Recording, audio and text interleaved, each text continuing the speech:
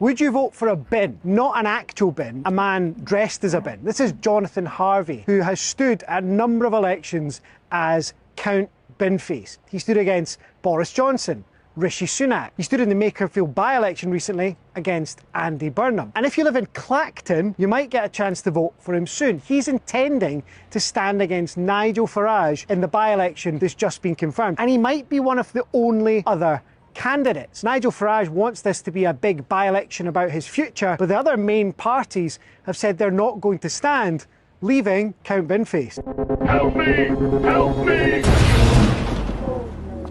Welcome to Clacton in the year 2046. This is a real shithole, Doctor. What fucking happened? Well, Steve, Nigel won and then went on to win a general election, but his government failed and the Greens took over with Labour. What the fuck? Yes, I'm afraid so. They are not regular Dalek, are they, Doctor? No, they are phallic neck Daleks. They used to be Reform voters, but when Nigel fucked up, they switched to the Greens and Labour. As you can see, the neck resembles a phallus, and the head, of course, is a dickhead. These are troubled Daleks. What can we do to help them, Doctor? We need to go back to the year 2026, where they held a by-election. Only Count Binface can stop Nigel and prevent this from happening.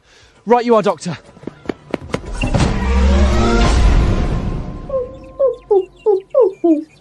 Come on, England! Come on, England! Quickly!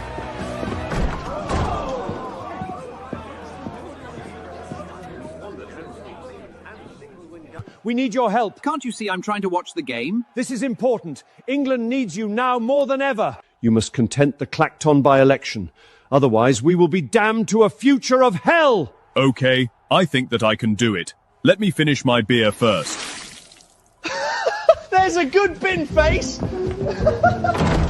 I am very certain that the residents of Clacton shall vote for me again. I am their saviour and their only hope. If it wasn't for me, then the pier wouldn't be standing.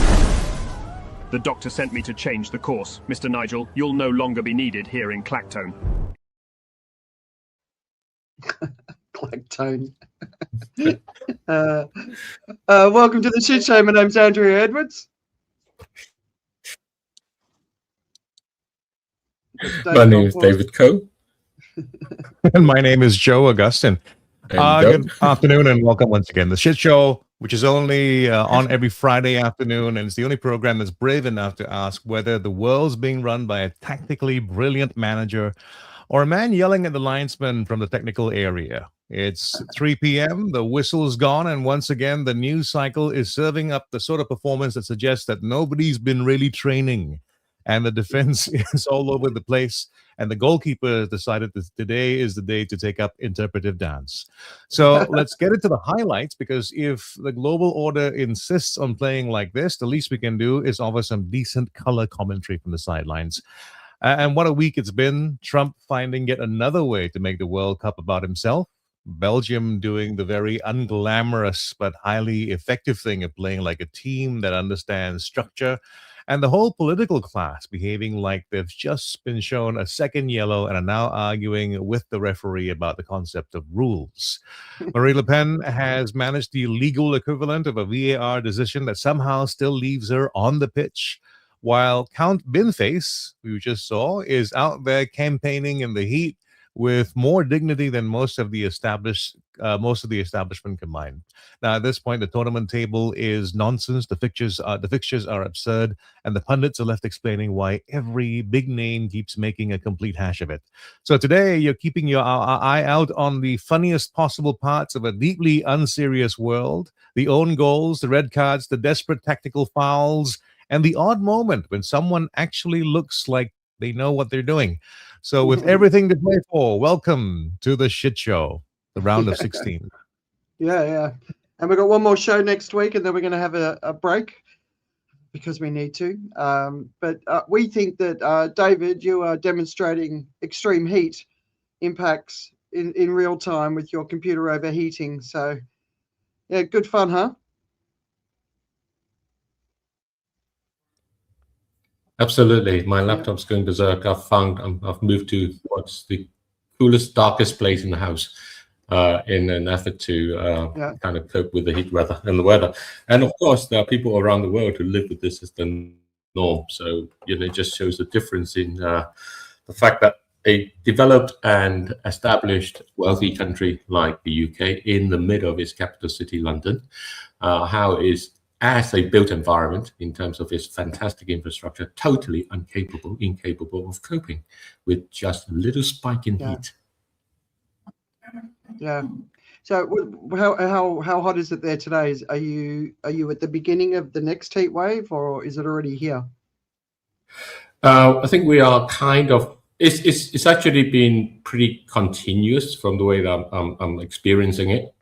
So it's not really worth talking about it in terms of sort of like a heat wave of coming and then there's a fading and so on. It's just basically been fairly continuous. It's been around 30 degrees. If you're out in the sun, it obviously feels more. A couple of days ago, my wife and I were at Wimbledon watching Arthur Ferry. Absolutely fantastic game, but it meant we were in the heat, in the direction of the sun all throughout. So we were in the heat for about 4 or 5 hours, and there are people who work like that, and we were just sitting there. I had an umbrella up and down to get some shade. But I've only realized over the past few days it's completely exhausted my body. I drank so much liquid without necessarily realizing it, and obviously it has a toll, even though you can't face it. It has a toll on your whole, kind of heart, your respirations, your alertness, ability to get up and do things. And, as I said, we are having it easy here in the UK. Other countries are 10 degrees above this. Exactly.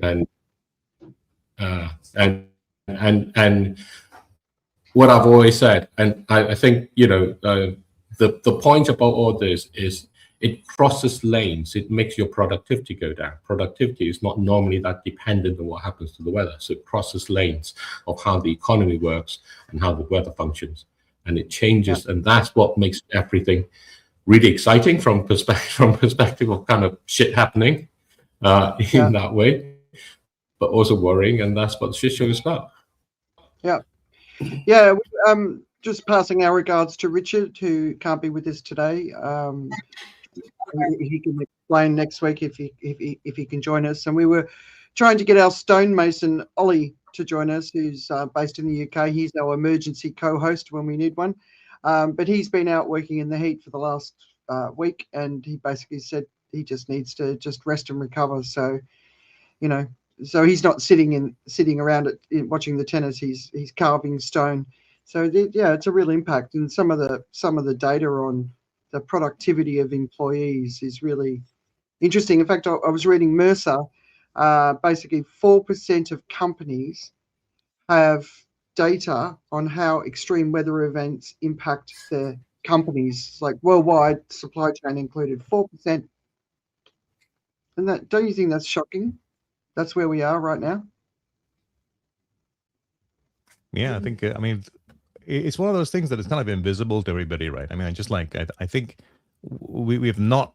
The UK has had heat waves before, but they were always very short and sharp and kind of done with. This one's prolonged and protracted, and I think it's interesting for me how I've got enough friends from the UK, people who've gone there as well, who know that hot days can be terrible in the UK. But it does seem that structurally things haven't really changed to accommodate that yet, right? It's just like one of those things where it's like seen as it's the 2 or 3 days that happen every year. It's often the subject of a joke as well, right? What do you call a sunny day in the UK? What's a sunny day? Yeah. But this Mercer data wasn't just for extreme heat. It was for all extreme weather. So only 4% of companies have data on the impact on employees from extreme weather events. That's typhoons, hurricanes, fire, floods, everything. So I found that really shocking. And you think about life in Singapore, where it's hot all year round, and we're having an exceptionally hot year now. But we go from air-conditioned environment to air-conditioned environment. The amount of times, if I walk up to the shops in the middle of the day, I'm so sweaty. Even when we go for a walk, it's sort of 6, 7 o'clock at night. It's pretty revolting. But we can go from air conditioning environment to air conditioning environment. You think you get in a black cab in London and it's like being in a sauna. You know, there's just no relief. If you ask the cabbie to turn the aircon on, they're like, what? Yeah, no, I think both of these are really kind of interesting things. I think I'd like to say that, you know, I've been in the UK for the majority of my life, and this heat has a different feel to it to previous heat waves. There is kind of an intensity and kind of feeling a little bit more being oppressed about it than before. And I've been noticing it as well. I mean, you know, in a sense, right, you know, the UK is famous for having grey clouds. I had a friend from South Africa who I was working with, and he was saying he really loved working in the country because he had clouds, whereas he used to work in South Africa in Witwatersrand, and it's blue sky all the time, and he hates it after a while. But that's what the UK has become. And so there is no kind of natural cloud cover to shelter any of those things, and the heat becomes extremely intense. So there's even less cloud. There is definitely cloud now today in the UK than there were a decade ago, than there were when I was in school, kind of university and things. You used to be able to look up in the summer, there would always be some sort of clouds floating over. But now it's complete clear in that way. Yeah. So there's definitely an aspect of that heat.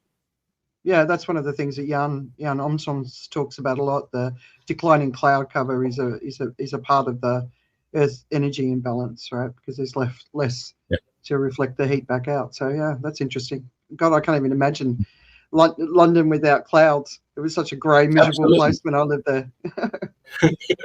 and the other part of this is actually what you just mentioned about the data. Is this crossing lanes? And that's the point. I wrote just before the show a post about Edward Lorenz's paper, which is the one that triggered the butterfly effect, description of the butterfly effect. And he talks about, can flap of a butterfly's wing in Brazil cause a tornado in Texas? He's a weather systems guy, he's a meteorologist, and he knows it can't.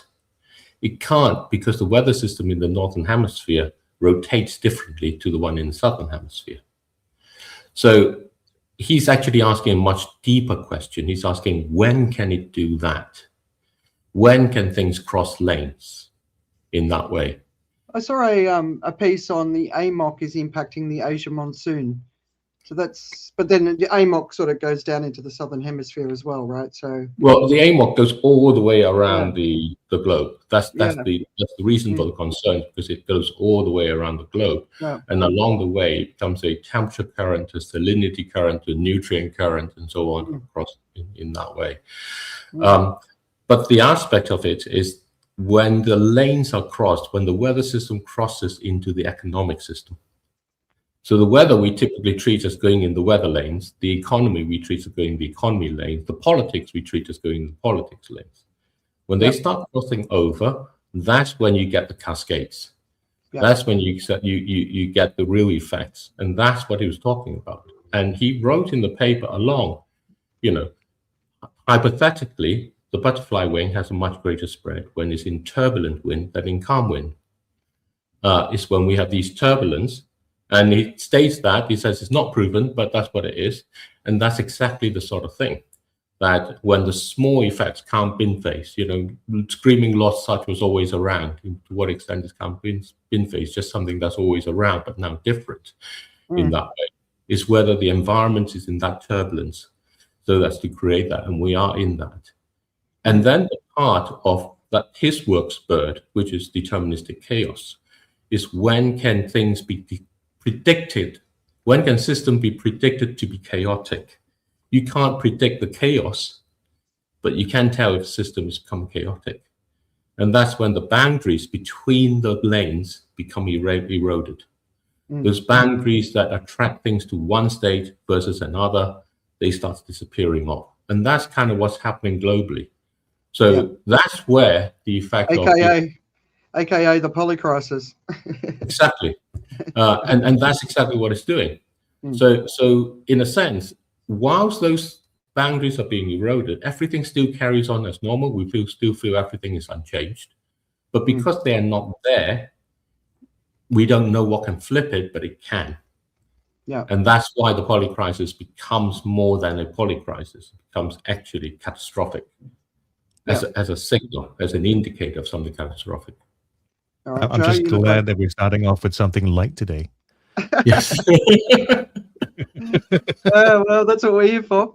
All right, so obviously the big sort of early news of the week, and there's been so many. It's when you go back to the beginning of the week or the last show and move forward, a lot happens, and we don't discuss all of it. And we definitely don't get time to discuss all of it. But we've got no guest today, which we like sometimes because it gives us a little bit more space to dig into what's been going on. But obviously the whole red card, Belgium versus US soccer football game, sort of there was some interesting conversations. There was some fun conversations. There was a lot of anger. I pay as little attention to it as possible, but anyone want to sort of talk about what jumped out? I mean, it's disgraceful. It's the worst thing you can do. It's just, for all the talk about how sports mustn't have politics. So for all the talk about, incidentally, Russia is now back into the 2028 Olympics. I saw that. And because of the war in Ukraine, but evidently it's no longer an issue. And it came just about the time of the red card being kind of cancelled in that way. And this is one of the things, it's important because it has those consequences. It has those implications about where the lanes are. And as you remove the lanes, then you do not know what the hell can happen after that. Football has enough trouble with the amount of wealth that's in it. For a billionaire to go along and say to, the head of FIFA and the quiet conversation, evidently, that just goes along and says, why don't we just cancel a red card for an obvious foul decision by the referee? And this is the important thing. The whole point about football is that there are these things which are erratic about it. And we've lost that. It's about, being sportsmanlike. Being sportsmanlike is not about being fair and precise about everything. It's about accepting things as they are. Sometimes it goes for you, sometimes it goes against you. Sometimes you push the boundaries and sometimes it pushes against you back, whichever way around it is. But being sportsmanlike is to be able to accept that and get on with it. And that is the one thing which you can say Trump doesn't do. He denies his election loss. He denies what's going on in Middle East. He denies his failing policy and everything. But the essence of it is everybody somehow goes along with it because we all believe, we all accept still. We're still staying in the lane that what the president says has got to be right. They're crossing it, we're staying in it. I don't know about that. As the world is concerned, people should be up in arms about it, but they're not. There should be a lot more. There should be a lot more disobedience across the world. But yeah.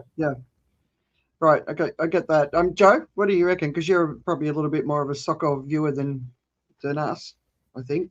Well, first of all, those are fighting words. I hardly watch sports. I'm watching the World Cup, and for me, this is actually more a farce in terms of diplomacy, right? I mean, this is the kind of thing that you can do a back alley kind of some back. You can use back channels and try and cause something to happen because technically speaking, this particular foul, when reviewed, there was enough controversy over whether it was an absolute foul. So it's one of those things where in VAR review, it looks quite terrible, but when you look at it in real time, you can see how this is one of those things that could be totally unintentional. So the question is, what it could have been reviewed in the background and said, okay, we will reverse that decision. It could have been the way the story went. And that's how diplomacy usually works. You usually don't have someone then coming out to say that, well, what I did was. Yeah. But the point is, and I don't even know what a red card is, right? The point here is that this is football. The decision of the referee is final. This is the point. And the point here, this is how it crosses the lanes in that way, because it's saying no decision is final. And when you have a situation in the world where you then go along and say, well, no decision is final, it's what we can measure, what we can show, whatever it is, you can always make up something else with it. There's a great TV series in the UK, by the way, called The Capture. You really must watch it. It's in 3 series, and hopefully they'll be another one coming. And it's about how the inability for us to be able to trust whatever video evidence there is. So in this case, the whole video evidence could be completely doctored by the time it's reviewed along in that way. And aside, I understand that. But I mean, I watched it live, so I was, I had I was looking to see what the rules were, and I was trying to figure things out. And I actually thought that they might actually review it after the game, because it's one of those things where you can actually make a decision. And there is actually, and people don't realize this, but there it's actually regularly done that red cards are suspended. Like at the beginning of the World Cup, for instance, most of the players come in with their red cards and other bookings suspended, so that the game or the tournament sort of has a fresh start as well. So it's not completely without precedent, although it has not been done mid-tournament where something has been reviewed it is completely without precedent. The president of the United States goes along and receives a red card on the basis of a game that he didn't even watch, and goes along and makes the statements that he does. Is an act alone that completely destroys the whole spirit of football. Whatever you may say about in arguments about it, the surprising thing, the lack of disobedience, is the fans and the players to say, you know what, we're not playing. This is one of those cases where you go along and say, F you. You know what, this is our game, not your game. You don't even play it. Your teams are crap. I'd hate to be Balogun, that's how you say his name. Can you imagine going out in the field that day? So Marina Hyde wrote a really great piece in The Guardian, and there were just a couple of zingers that I thought were worth sort of highlighting. The last time this many people cheered on a Belgian resistance, it was 1914. She called it White Housery. Then Trump really wet his depends over Balogun's ban. I don't know what that meant. Infanto defends FIFA's integrity. Sorry, FIFA's what? And another one was Bring Back Blatter, who, of course, was the last president of FIFA who got done on corruption charges or something too, right?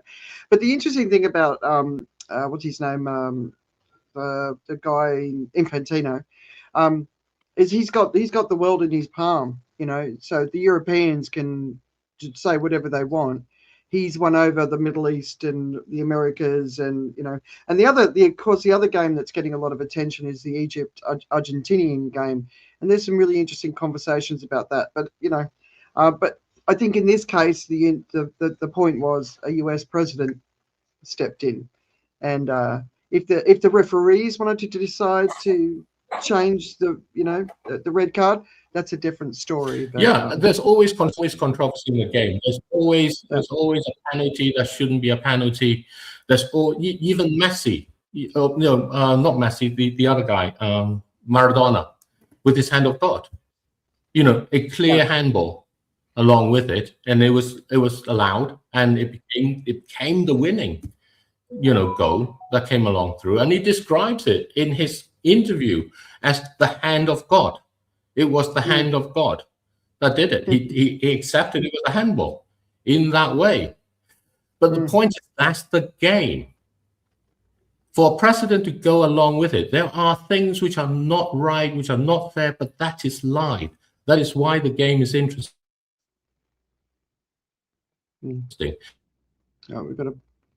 It's because it's not made to a kind of... All right, David, you're breaking up a lot. Joe, do you want to have any final thoughts before we move on from this one? I think we're talking way too much about football. Exactly. It's one of those things for me when I had discussions with my father about justice. My father was a magistrate, and he taught me about how there is the law and there is justice, and there's how justice needs to be seen to be done. The natural assumption here is President Trump made the request and therefore it happened. There is little being said in terms of the process to say other things happened, or it was otherwise, or it was the referees were brought back to have a look at it, and all that process, all of that hasn't been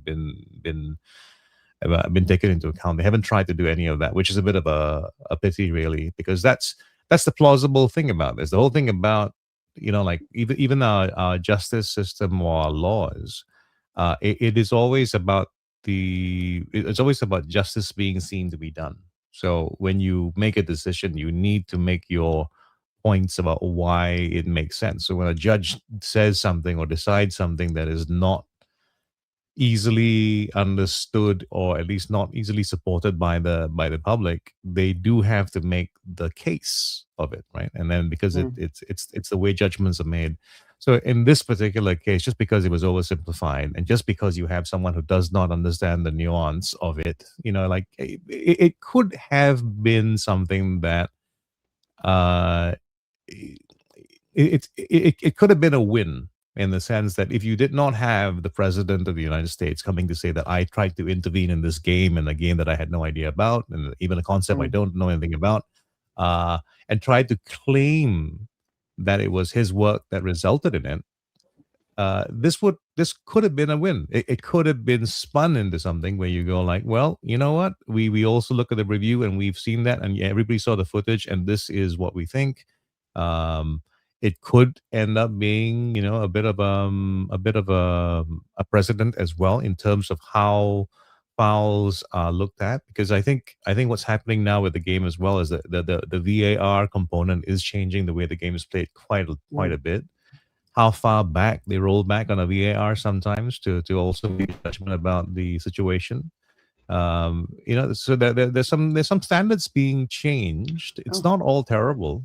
But I can also feel very much for those who go like, it's not like what it used to be, because I mean, I watched the Maradona goal and never liked it, never have come around to liking it.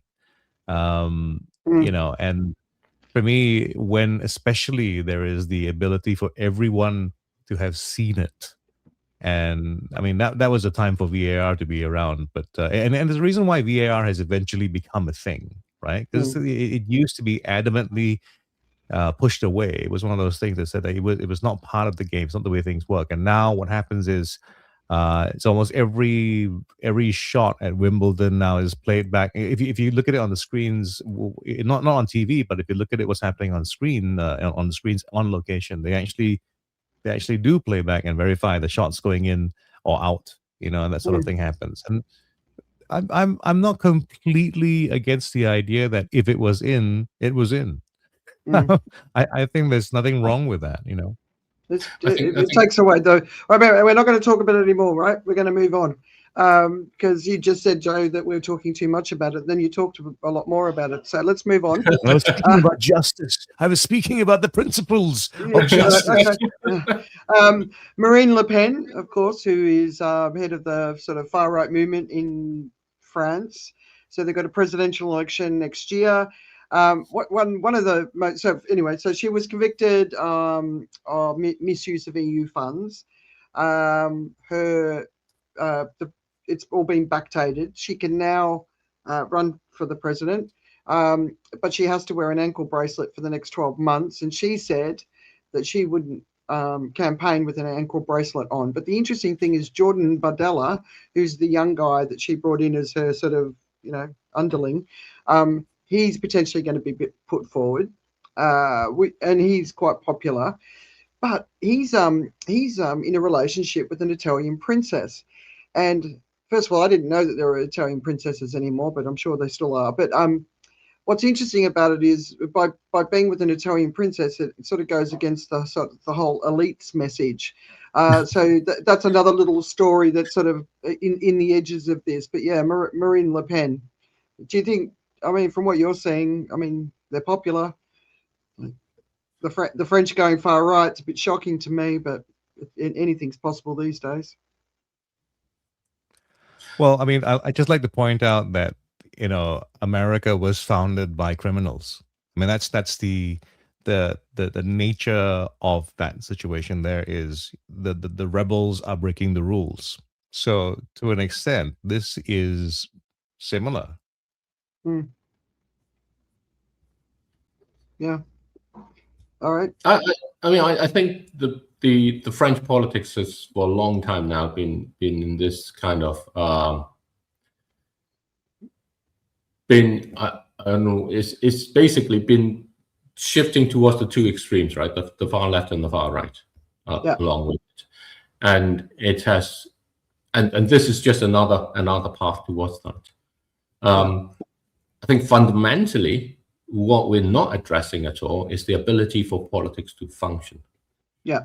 And as a political party, whatever you are in government, there's a set of expectations that people want of you. And the commonality between the far left and the far right is they both expect the government to deliver more of what they want for them. That makes the politics actually unable to function because the resources to be able to deliver is being drained away. Yeah. So that's the difficulty. That's the fundamental conflict. So you flip-flop between far left and far right, between Count Binface and Nigel Farage, used to be Grimmy Lord Such or whatever it is. But the thing that's actually becoming increasingly different from the time before is that the ability to have the revenues for the government to increase, to be able to finance it, is disappearing. And different governments in different parts of the world face this in different ways. The Americans typically go down to say we must make the government smaller. Yeah. The French often say that too. But in effect, it gets bigger. So they say one thing, they can't deliver it because ultimately their voters expect something back. That needs the government to become bigger. So well, as long as they've got voters, right? As long as they've got voters, but as long as they still, whoever gets in power has voters, right?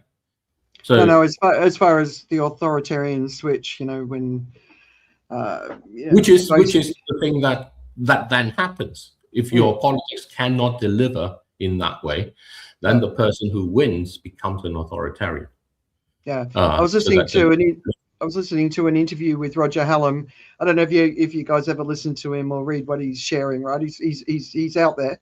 But he did an interview with Climate Glenn, and basically he was talking about this. He's saying, look, the reality is, as we move forward, he's like saying 4 billion people are going to die from climate extremes, and he's been saying it for years, and he's been laughed at for years. But I agree with him. And he's saying, but the politics is it's going to be extreme right or extreme left, and that's it. And there's nothing in between. And when you kind of listen to him, it's like that's where I've been sort of thinking for a really long time. But my focus is how do we get the centre strong again, so that we can work together. Because the extremes aren't going to take us anywhere good. No, but the problem is how do we get expectation down of what governments can do? That's all part of the story, right? Yeah. If you don't do that, it doesn't matter who gets in there. And what happens is when I talk to people who are in the centre, they're full of expectation of what the government should do. Yeah. And I was at an event at the on Tuesday, a Citizens UK event, which is a great group for organising people to do things in that way, mobilising individuals, schools, parishes, communities in those things. And they are full of very, kind of very clear-sighted people in terms of what's good for the community, what's good for people in that way. And this was a group where there was a group of schools from around the country talking about things that they do. Some of them address homelessness in a really personal way because the kids are homeless, in schools. They are homeless. And so they have an insight that's actually not way beyond what the politician on the pulpit talks about, because they're the one who's trying to do their work, study, whilst shifting from location to location every other week in that way. And there was this group who was talking about having affordable bus fare so they can get to school. But this is in the UK.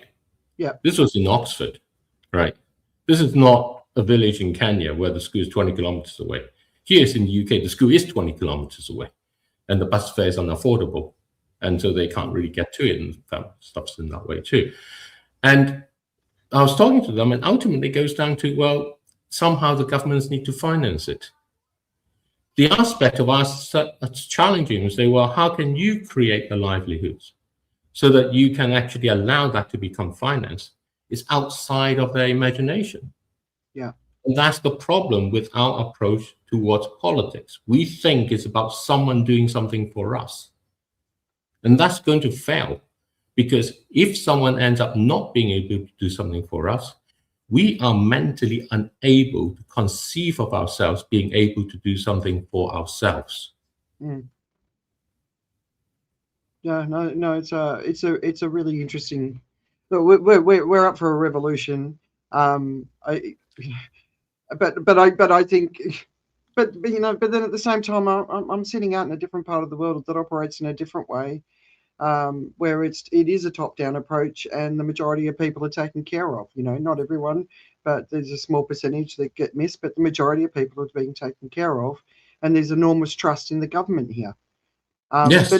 But even in countries like India, there's a much stronger trust in the government, right? So there's Western democracy, and then there's other ways of doing things, and there's the collectivism culture versus the individualistic culture. There's a lot of different things at play. And sometimes when I listen to like Roger when he talks, I think there's a Western conversation that's happening around the world that dominates all the airways, and they don't look at the other ways that you can do things that also work. How to manage a pandemic. Look at Singapore. Well, say Asia, even though a lot of it looks like a top-down government, has a lot more kind of regional communities and regional self-governance around. Yes. Indonesia is a massive country, but the different regions, because it's like 1,000 archipelago islands kind of thing, have a lot of that communal self-governance that goes on in there. And different parts of Asia, even different villages around in different places. So definitely there are huge models that can be carried over that needs to be looked at. But what's happening with something like climate change happening is that the financing is saying the governments need now all to be centralized along, because they're all looking for $1.3 trillion from one source, and that's going to allocate it according to the plan of how it is, that they're going to say how it is. And as a result, and of course, the people who say how it is are the people who are going to ultimately give the money, because he who pays the piper calls the tune. And so we are actually allowing ourselves to lose all the regionality that we have by actually originality. No, regionality, the ability for regions to operate as what they are, for communities in the local areas to conceive of how they can create their own livelihoods and what it means for them. But why do you think that's happening, say, in a region like Asia? I don't think it's happening at all. I think the risk in this region is the economic impact in the coming years, especially some of the data is on GDP impact of things like the El Nino. But when I was in Phuket during the pandemic and there was no money, I watched people go back to the land. I watched them go back to the ocean. I watched them sustain themselves, right? Because they are closer to that than say, my grandmother, who died 10 years ago at 104. She used to garden, but my mother never touched a garden, right? So there's generations in this part of the world that are closer to the memory and the actual doing of gardening and taking care of themselves and feeding themselves. Singapore's a bit of a different place because it's so much smaller, but so like when there's a massive national disaster, people will clean it up and get on with it. They don't hang around waiting, sitting in a mobile home a year later going, I haven't been taken care of. That's not the way this region sort of works. Well, I think it begins to fail because of the effects are now more global in that sense alone. It's the climate that are driving a lot of these things. Yeah, and there's more of it, yeah. And if I look at sort of a conversation I had with the community, someone who have been working for quite a while in trying to see how can we create kind of a different thinking about water in a region without water. The community leaders ends up having a view of saying, if we fix this ourselves, then NGOs won't come. We think the NGOs should come and pay us and repair the damage that climate has been caused by all these things. So you need a very different perspective. You need to be able to preserve what you're talking about, but as things get tougher and more difficult, then people who can go and farm is finding, as you've talked, kind of it's too hot to grow rice or whatever it is, right? Yeah. So you end up falling into a dependency. So that's the trap that we're leaning towards. And at the same time, the message that's coming along is not about how you become able to change to how the climate's coming, to the environment and all those things are coming. It's a message that's confused. It's still very much a message of saying, here is how we can keep to 1.5 degrees. You know, that's a totally lost.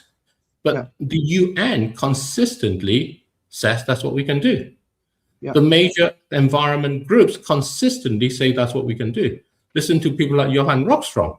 He goes along and says how we can still keep to 1.5 degrees. I mean, that sort of thing pushes all the funding and all the ideas towards some big solution, some magic solution. That promise of the magic solution takes that ability for people to claim back their own agency, say, life's shit, the game hasn't gone our way, effing red card. What are we going to play? What are we going to do? To say, come on, Trump, cancel the red card, cancel the weather, it'll be fine, bring us back what we had before. All the people who talk about overshoot and coming back, how are we going to overshoot? And that'll be all right, we'll come back down to it. We'll get the temperatures back down. Totally misunderstands when you mix paint, you can't unmix it. No, that's a thousands of years solution. I like the mixed paint. So we've got James Atkin joining us. So you're saying same in Romania. So countries that are not just like, you know, the difference what you're talking about, David, is so mass rice failures, that is going to result in global famine.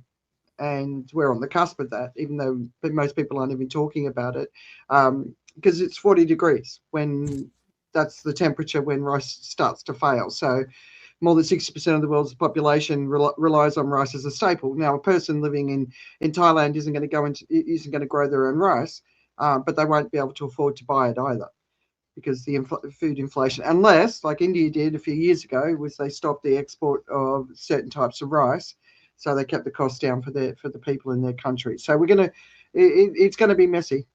It's going to be messy. But the dependency on aid that you were talking about, the most resilient people I've ever known are in the global south. Yes, absolutely, and I absolutely agree. And that's why the whole climate language is completely wrong. You look at any official thing from the climate kind of agenda, it talks about how the global south needs to be looked after by the global north. It's the other way around. Well, but the people a lot of the food's coming from this part of the world. But the people who write that are part of a group that somewhere along has this thing that says we need more money from the global north, and that money gets into their extra flat in London or New York and wherever else that might go to in that way, and some may trickle down to something else. You have all sorts of issues about the whole dependency on thinking is money. What you're talking about is that the communities there face it and independent. What James's comment about Romania talks about is how people do that. They do that in situations where they don't have that expectancy of help from someone coming along. But the whole agenda is about building a dependency, building a psychology of dependency. You need someone to fix climate change for you. Yeah, but I think you need to depend on someone to do other things. Yeah, but so this is one of the conversations where I'm always like, I'm not sure where people are going with it, right? Because so for example, we know that mass migration creates social chaos. So keeping people where they are is really important for any country's stability and security in the long term. So number one, keeping people where they are is in everyone's interest, including the people who want to stay at home, right? Number two, you know, everyone's talking about the amount of fossil fuels that are being used in countries like China, India, Indonesia, right? So if the world doesn't want that to increase, how can the world come together to make sure that sustainable energy grows explosively in those countries. Well, China's already taking the lead there. India's ramping up. Indonesia is very much investing in coal at the moment. But you know, how do we get sustainable energy? Infrastructure so that people can survive in extreme heat events. That's going to be a critical thing. Do we need to be digging underground so that people have got a place to go to cool down? You know, that sort of thing. But it doesn't matter if people survive underground. If the crop's not surviving, the people aren't surviving. And if the crops aren't surviving, then the whole world gets impacted because we're in a global food supply chain.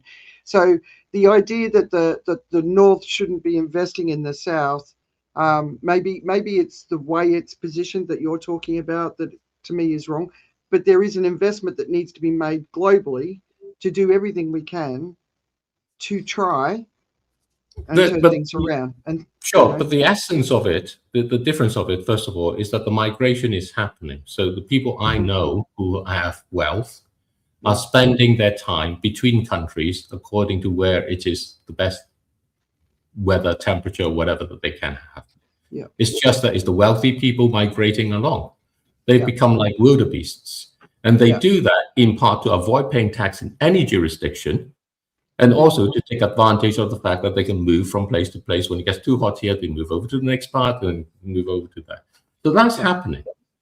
So the issue about 6 months ago, the Indian embassy, the American embassy in Delhi, wasn't taking even people, the wealthy people's bribes to let them in to get overseas. So yes, it is, but there's going to be a point where it stops. But those wealthy people who are swanning around, not paying their taxes, not contributing to their societies at home, might have a nice little penthouse in or an underground bunker in New Zealand.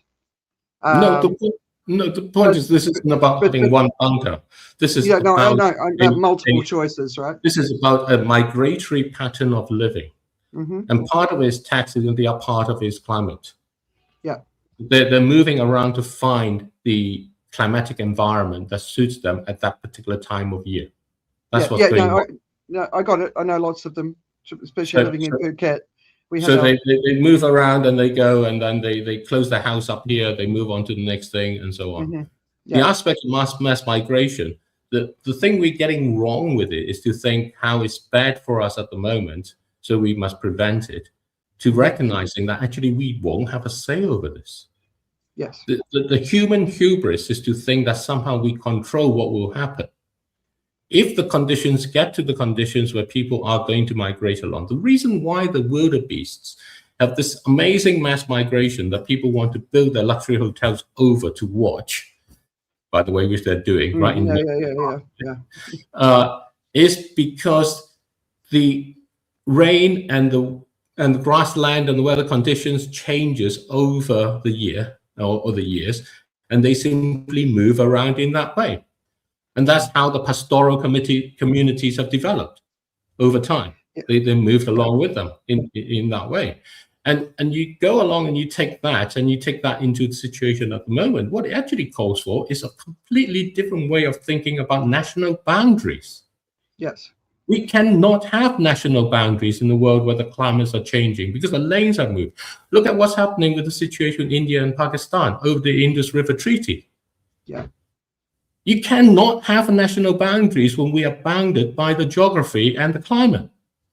Yeah, which are all human lines that we made, drew, right? Yeah. Those fantastic straight lines that we drew along that defines the boundaries. Look at Africa. How many of the boundaries in Africa are straight? Mm-hmm.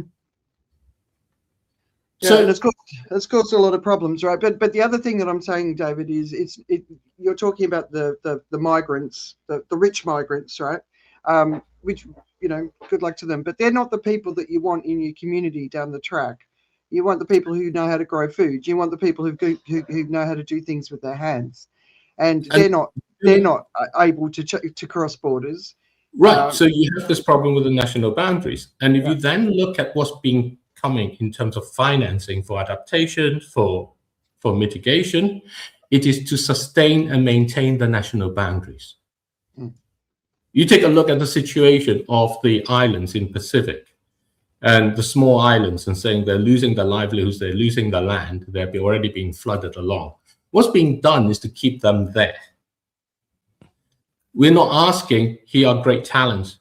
Where can we be? How can we be around together? How can we move around the globe as organisms as we would otherwise? Look at what the mosquitoes is doing. The mosquito isn't staying around. It's gone off to Iceland. Yeah. It isn't going around and says, you know what, I'm just going to hang around here because there's a passport requirement over there. Yeah, but so we need to get ready. We need to get ready to, you know, it's the normal, it's the pre-civilization mode of humanity, which was migration. Right, but that's the mindset that we're not actually moving ourselves to. It's a mindset of change. Yes. And it's not random change. It's change as what we are, understanding our own particular mission and purpose so that we're not just swayed by whatever Trump may say or someone else may say. Yeah. Along with that. Instead, what we're told is listen to what they say. So you get this flip-flopping of politics from one end to the other. We got voters who vote one end and then next time they vote the other because they're fed up with this one, so they're going to try the other one. It's about us being what we are and allowing ourselves to change. Yeah. And that's where the investment comes in, because the investments, when you really look at what the investments do, it's about making money. It's not about actually allowing people to claim back their own agency to thrive. It's about making money. Yeah. That's why it reestablishes borders. That's why it reestablishes to try to maintain the status quo. But the status quo isn't going to last. And the longer we wait, and so I think it's Nico saying, "What's the solution, David?" And there's loads of them. What do you want to say to that, David? I think if you're looking for saying what's the solution, you're already asking the wrong thing. What are you going to do for yourself, knowing that you have to change? So what is it that you are? What is it that really motivates you? How do you create a livelihood out of that? That's what my 6-step program is about. How do you then engage that with the world so that people can reward you as what you are, build up your livelihood, and you go from there. If you don't start from there and you say, what's the solution? Because people do that and they think of the solution somehow for the big picture for everybody along. The only part we need to do for the big picture is to leave oil and gas and coal in the ground. Once you do that, if you are able to draw a line in the sand on that, you're going to find, oh, we can't have our fertilizers, so how are we going to grow food? Which is all the questions everybody's saying, oh, you don't need the fertilizers to grow food because nature grows food itself. You're going to go along and says, oh, we don't have the materials to make all the plastics. What are we going to do? Oh, the other side goes and says, oh, you know what? We don't actually need the plastics because you can just use this to wrap your things in and you can just carry it around. We lived perfectly well 30 years ago without any of this crap. Yeah. And so you draw the line in the sand in that way and you allow that to come back through into how you do it, into what that is. And that is going to be, you know, I keep coming back, right? The monarch butterfly, the most perfect example of how things are. In one generation, the monarch butterfly flies 5,000 kilometers from Northern California to Mexico, giving this absolutely fantastic spectacle that everybody focuses on and the pictures on it. What they don't talk about is the fact that the return journey takes 3 to 4 generations. Each generation doesn't know where home is. It's guided to it by working together in a relationship with nature. And that relationship changes with each generation because it's in a different part of the world as it goes along through. We are on that return journey home. Where is home? We don't even know. The people who tells you, here's the solution along with that way, this is what it should look like, this is how it is, have no ability to deliver that. Whether they're right in what they say it should be or not, they have no ability to deliver it. The only people with ability is you and what you can do. All right, so why didn't answer straight away what you just said makes instead of criticizing the question? I didn't really see it as criticizing, more about turning the question on its head, because those sort of questions are really difficult. You know, people say, what can I do? What can I do? And they're always asking these questions, and it doesn't matter what you say. If they don't want to do it, they're not going to do it. change. The mindset of international development funding seems a bit about promoting the model of fast fashion shopping malls powered by renewable energy, not viable under climate change. Exactly. But you know, we're up for a total revolution. And what I suppose what your essence of your message is, tell me if I've got this wrong, David, is what we all individually need to do is find our own path forward. And then the bigger story, you know, like the migration story. I remember years ago I wrote a blog, what we need to be doing and saying, well, what's the trajectory the Earth is on? If there's a massive strip of the Earth that we can't live on anymore because it's going to become too hot to live, why are we still building on these places and releasing the emissions from that? You know, at some point we have to say, well, this is just chaos, right? Stop. Because we're not even going to be living in these properties. I used to say in Phuket all the time, we're not even going to be living in these properties before either the sea arrives at the front door or it becomes too hot for anyone to live there, which could happen in the next 12 months based on this, the expectation. So we're suffering the emissions of its creation, and we might not even have the benefit of living in these properties. But where will we be able to live? And how do we get as many people as we can who can move to these places to start to build the infrastructure that we're going to need in the future, which is obviously up north, versus spending all this extraordinary amount of money in these regions of the world that are going to be too hot to live. You know, we're seeing it with the data centers. They're suffering from water shortages. They're suffering. Johor Bahru, just across the border in Malaysia. You know, they're building data centers and there's not enough water. And by the way, that's where Singapore gets its water from. So what does that mean for Singapore with its water needs? Is JB is the Malaysian government going to go, well, we're not going to fulfill that agreement anymore, Singapore, because we need this water for data centers?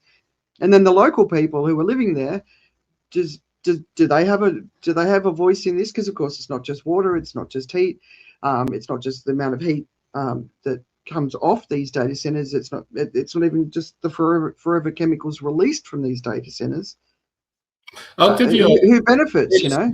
But we should give Joe a chance to jump in. Well, I was thinking a little bit about the monarchs and the process for change and how things work. There is a sense of wanting to move things really quickly and solving it now. What's the answer now? What's the answer now? What's the answer now? And the answer, which we may argue whether we have time to get to, is it's going to take some time. Like even with the monarchs, which you talk about what it works, how that works, right? That multi-generational path back to home is not without those who do not make it, right? It is not. It is not a guaranteed trip that you start out on and you go like, we're gonna get there. We're gonna lose some moths along the way, lose some butterflies along the way. And I've always said that we need to have some kind of. Unfortunately, the way life works is we get the attention of people when enough people die. I used to say someone's gonna die, and now I think a lot of people have got to die in a way that is undeniable. You got to go like, you know what? That's what happens.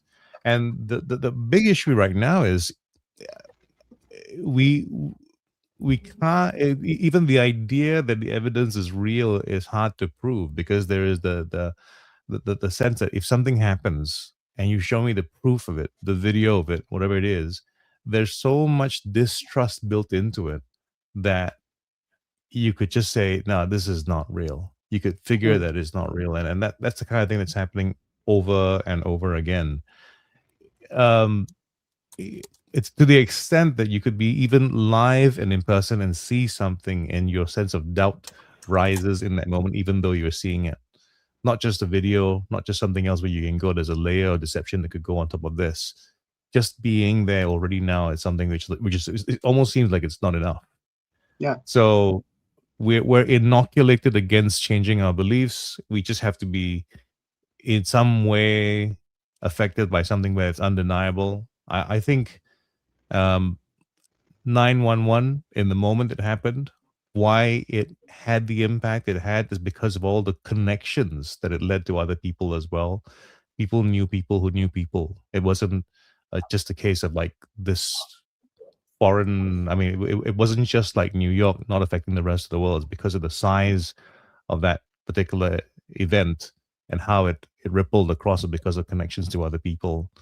That's the sort of thing that really needs to happen. It's almost like we need to have a violent alien invasion for us to go, okay, hang on, we need to do something about, we need to fix ourselves, or even reset and go like, well, some of these things that we're having arguments about maybe aren't even important to have anymore, isn't like, because it's so screwed up, it's so bad that whatever we do here isn't going to make a difference to what tomorrow is anyway.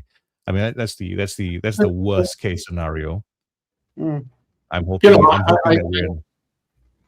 I think what you're saying, and I think if I take 911 and as that sort of really extreme example, I'm going to have to nip off in a bit because my laptop's running out of battery. Is the fact that it happened in America? As well, yeah. Imagine if that happened in Mali. It would have been a blip on the news and gone. Yeah, there was something unique about 9/11. It's the visuals. Because it was in America. Because the connections. In America, because it was the skyline and all the rest of it. And if they had kind of bombed, if they've done that in Khartoum or whatever, it just wouldn't be on the news. It wouldn't have any of the impact that it has. And that's the problem what Andrea is talking about. The people are dying, they are. They're just not in the places where people are going to recognize it. Yeah. And that's a really important element to bear in mind in thinking about this, which is, there are three things I'm doing at the moment. One is the Thrive Academy, which is about how you can create a livelihood for yourself, no matter how the world is. Second one is Thrive Coins, which is how you can leave oil and gas and coal in the ground and make money doing it.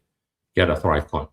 And the third is what I call We're Always Glad You Came, which are events for you to go and explore the shape of the future you want. Go there with your friends and see if together you can thrive. So that's basically that. They're games that you go and play. And between all of that, it covers what I want to do. The events allow me to make money. The Thrive Academy allows me to learn from others as to how I can thrive. And the Thrive Coins allows me to be able to say, there is going to be a line in how much oil and gas and coal will be used. That's all I'm concerned with. All the other thing about changing the world and all those things, other people can do that. But they're not find your own path. to go forward. But if I go forward in this way, then I'm connecting with people, building myself a community that I need in a way, and this is a community across everywhere in the world. Talk to people in Malaysia, talk to people in Uganda. I talk to people in the States along in doing all of this. So it's not limited by the national boundaries. That's the whole idea. Don't do things which are limited by the national boundaries or dependent on the UN. Because the UN is like FIFA. Trump is going to come along and says, cancel that.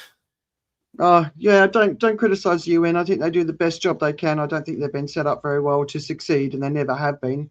But I do think they're doing the best job they can. But Joe, you made a point about we're going to lose some moths, right?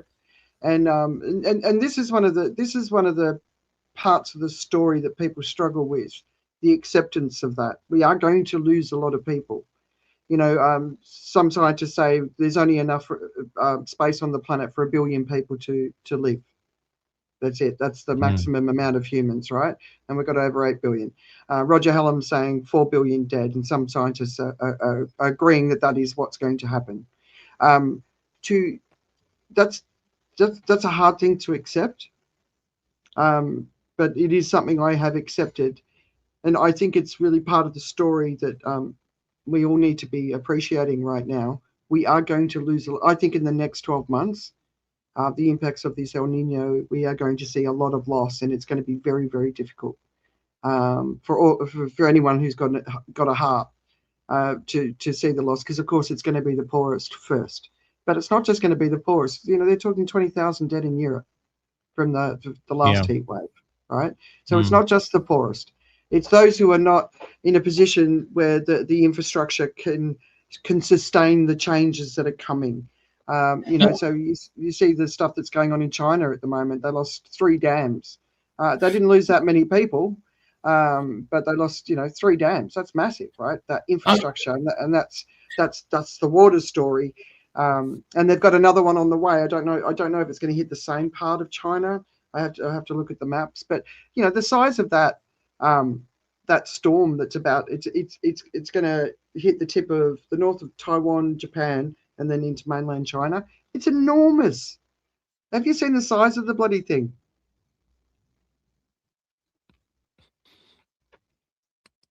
That's the kind of reporting you need to have on the BBC. That they go like, "Have you seen the size of that bloody thing?" I think it's important to bring one thing out, and that's if you have a friend, someone who is starting to have feeling a bit faint, having a heart problem or whatever it is, end up going to see a doctor and stuff. That's the heat going on, basically, because we know that. And so it's not all of those catastrophic things. It is happening and it's weakening your body and it's affecting you. By pointing to those other big things, people think they are fine. They're not appreciating what it is that's happening to them now. If you're slightly overweight, you are worse off by a long way because your body has to cope with a lot more. And there's this problem, which is that the mice is able to lose a lot of heat compared to its body size because it has massive body area as a result of it. If you're bigger, there's less area to lose the heat. So you have a harder problem regulating your temperature. And your heart is going to have to pump harder. And you're going to more likely to end up with all kinds of heart problems, vascular problems, breathing problems as a result, because it's half a degree hotter. It's a degree hotter. The sun shines on you for 20 minutes longer in a day. And you're going to feel it. When you start feeling that, that's how it's impacting you. Don't bother to wait for the news about how the dams in China are collapsing. Because that's going to make you feel, great, I'm in the UK. I don't have to worry about it. Well, that's the whole purpose of the show, David, is talking about what's going on around the world. So you're basically just saying it's not relevant anymore. Not at all. What's going on around the world is already happening to you.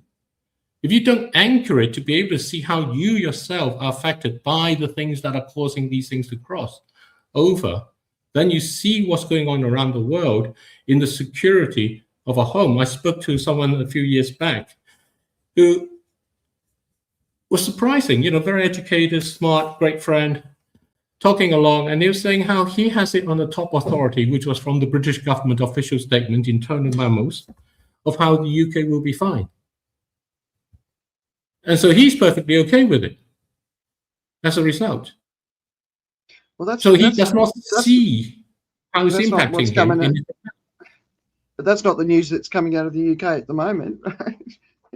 Well, the UK in the news that's coming out is there's a heat wave along and so on, but that's just incidentals. No. They're talking about the whole security have this report that they haven't released that's talking about food shortages and major social breakdown, and it's a massive security risk. So anyone who thinks that it's going to happen to somebody over there and it's not going to happen to them is an idiot. Joe, you're about to jump in and say something? I probably was. I just can't remember what I was going to say now. Well, I wanted to just bring it back to something a little bit fun. So I have very much enjoyed the whole Count Binface coverage, and what's been really interesting about it is I think one of the BBC stations, one of the radio stations, interviewed him, and they had him on with a galactic background, and it was very funny. But now a whole bunch of other media are picking up and interviewing him live in studio, and it's actually, I think it's really talking about the farce of politics at this time. And I know a lot of people in the UK, especially younger people, are just so switched off. And I actually think this is a positive thing to get the kids switched back on. But he's from his manifesto to everything he's saying. I think he's creating a really positive momentum in the conversation, but I think other people think that it's sort of making a fool of politics. But then his whole point is, well, come on, like there was a ironic article or an ironic tweet that the Poke highlighted that who's funding Count Binface, and that was Reform UK asking that question. It's like but like his manifesto, cap croissants at £1 and 99 flakes at 99p. Make water company bosses swim in polluted rivers. Build at least one affordable house.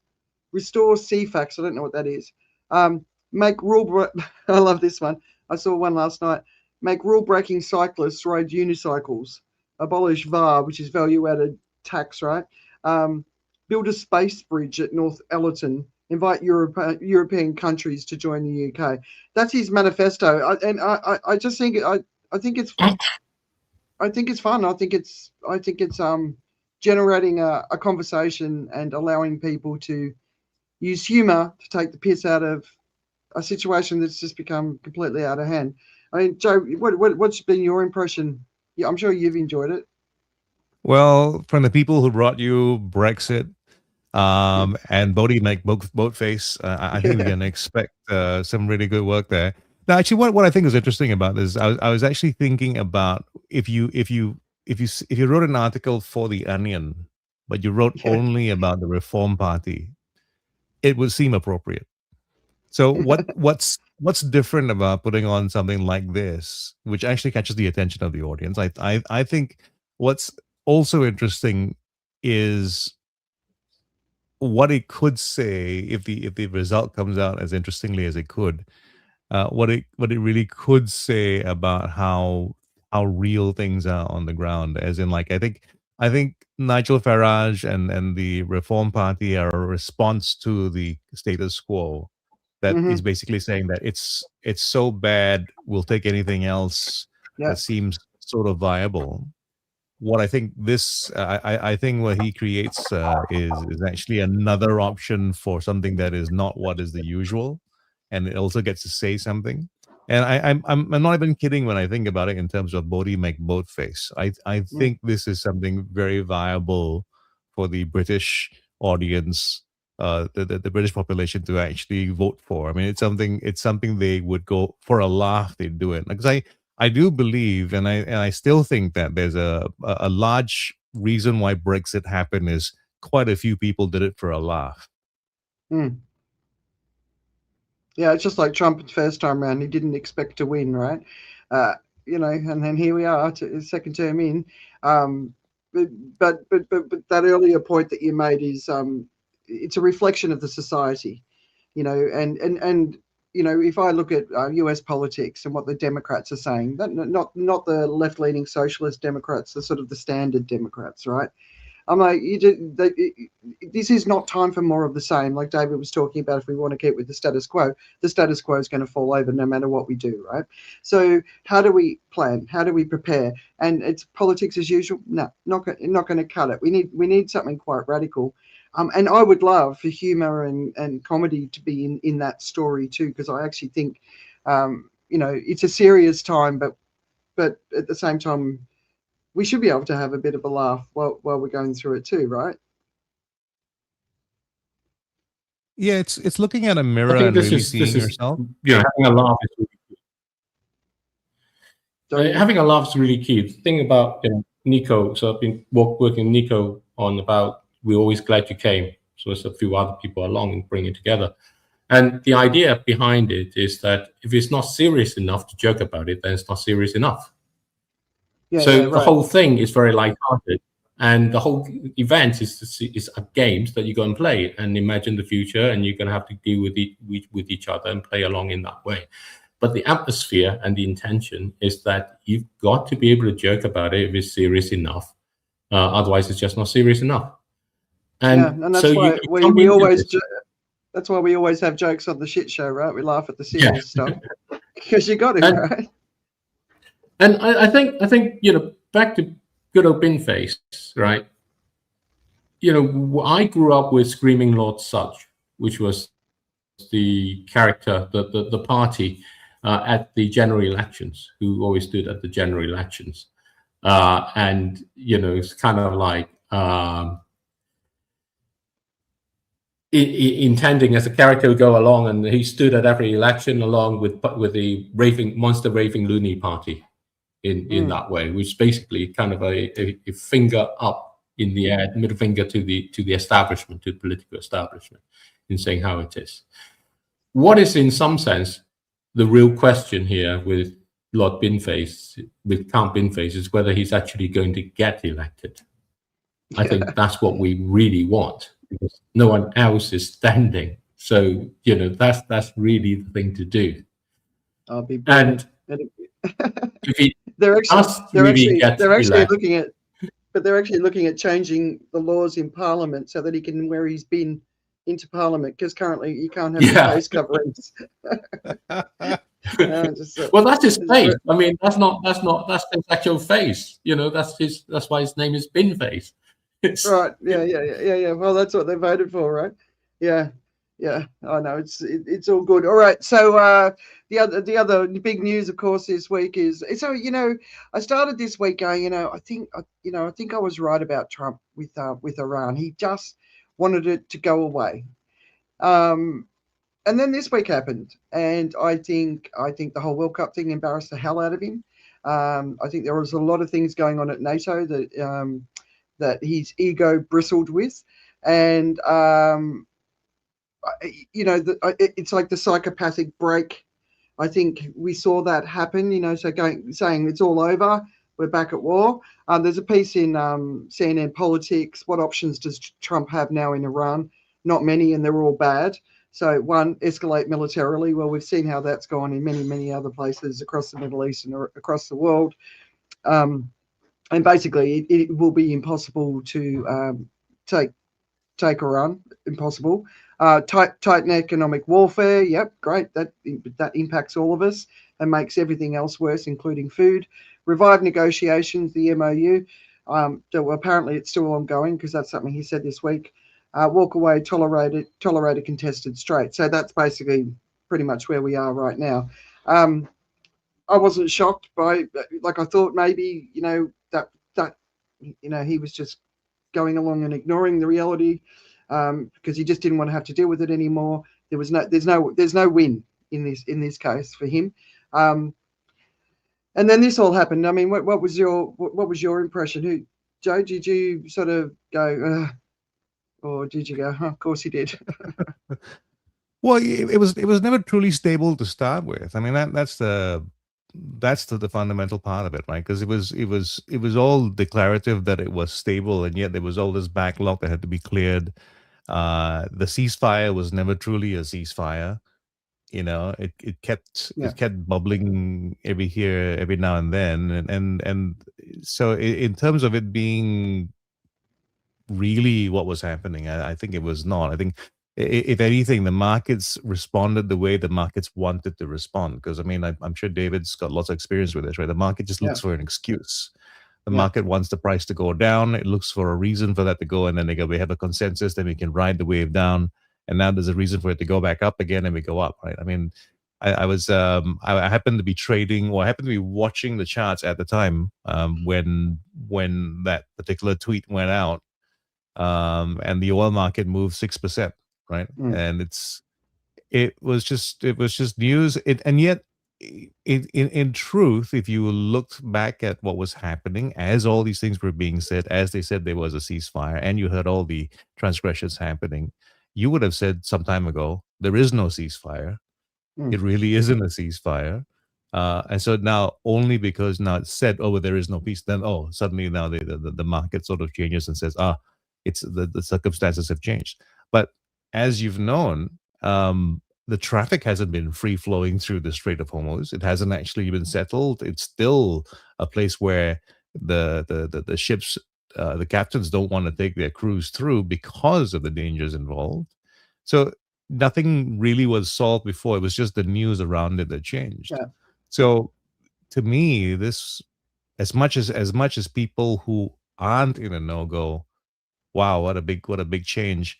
In a sense, I think on the ground or in the water, if you like, around the area, nothing much had changed.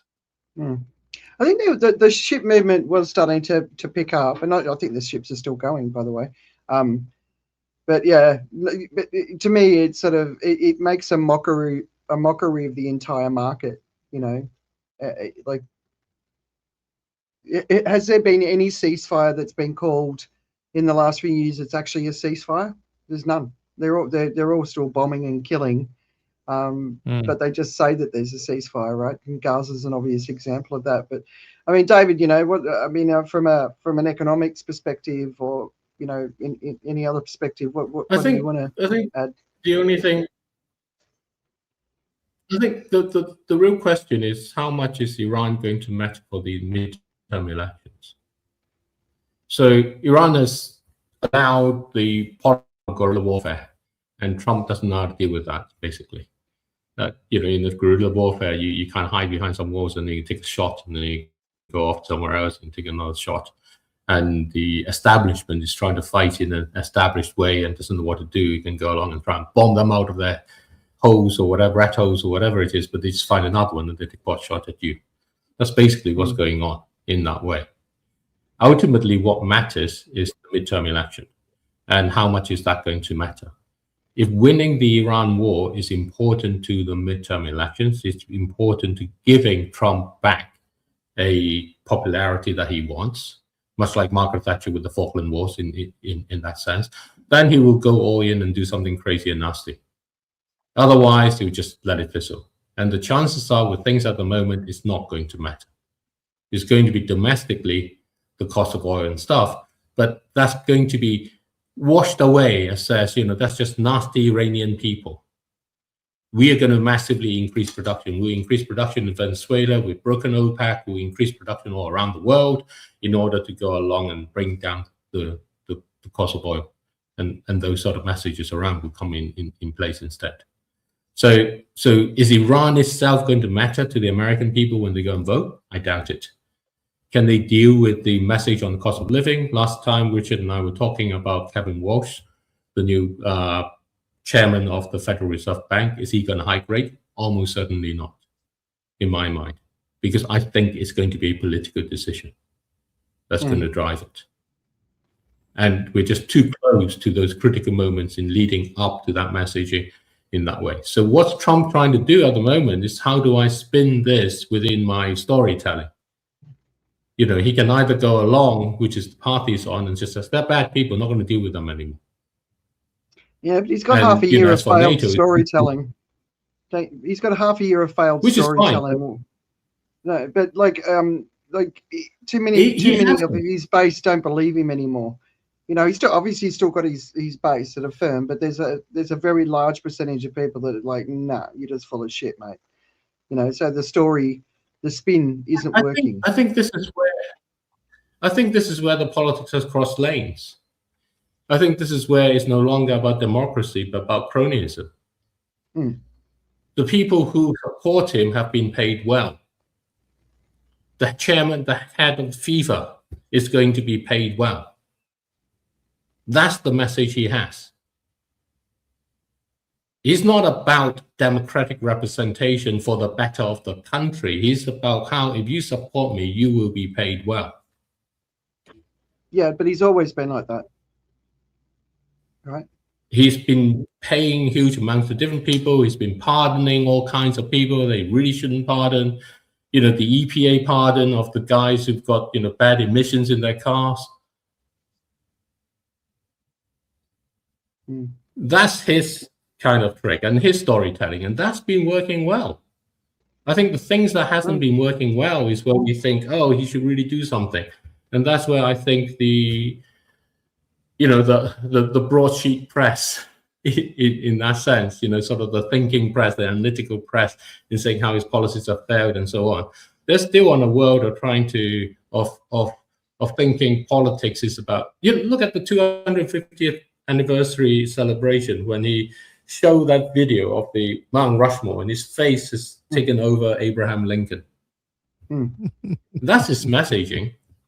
Whether you like it or whether you think it hits the spot or whatever it is, that first impression is Trump's face is on Mount Rushmore.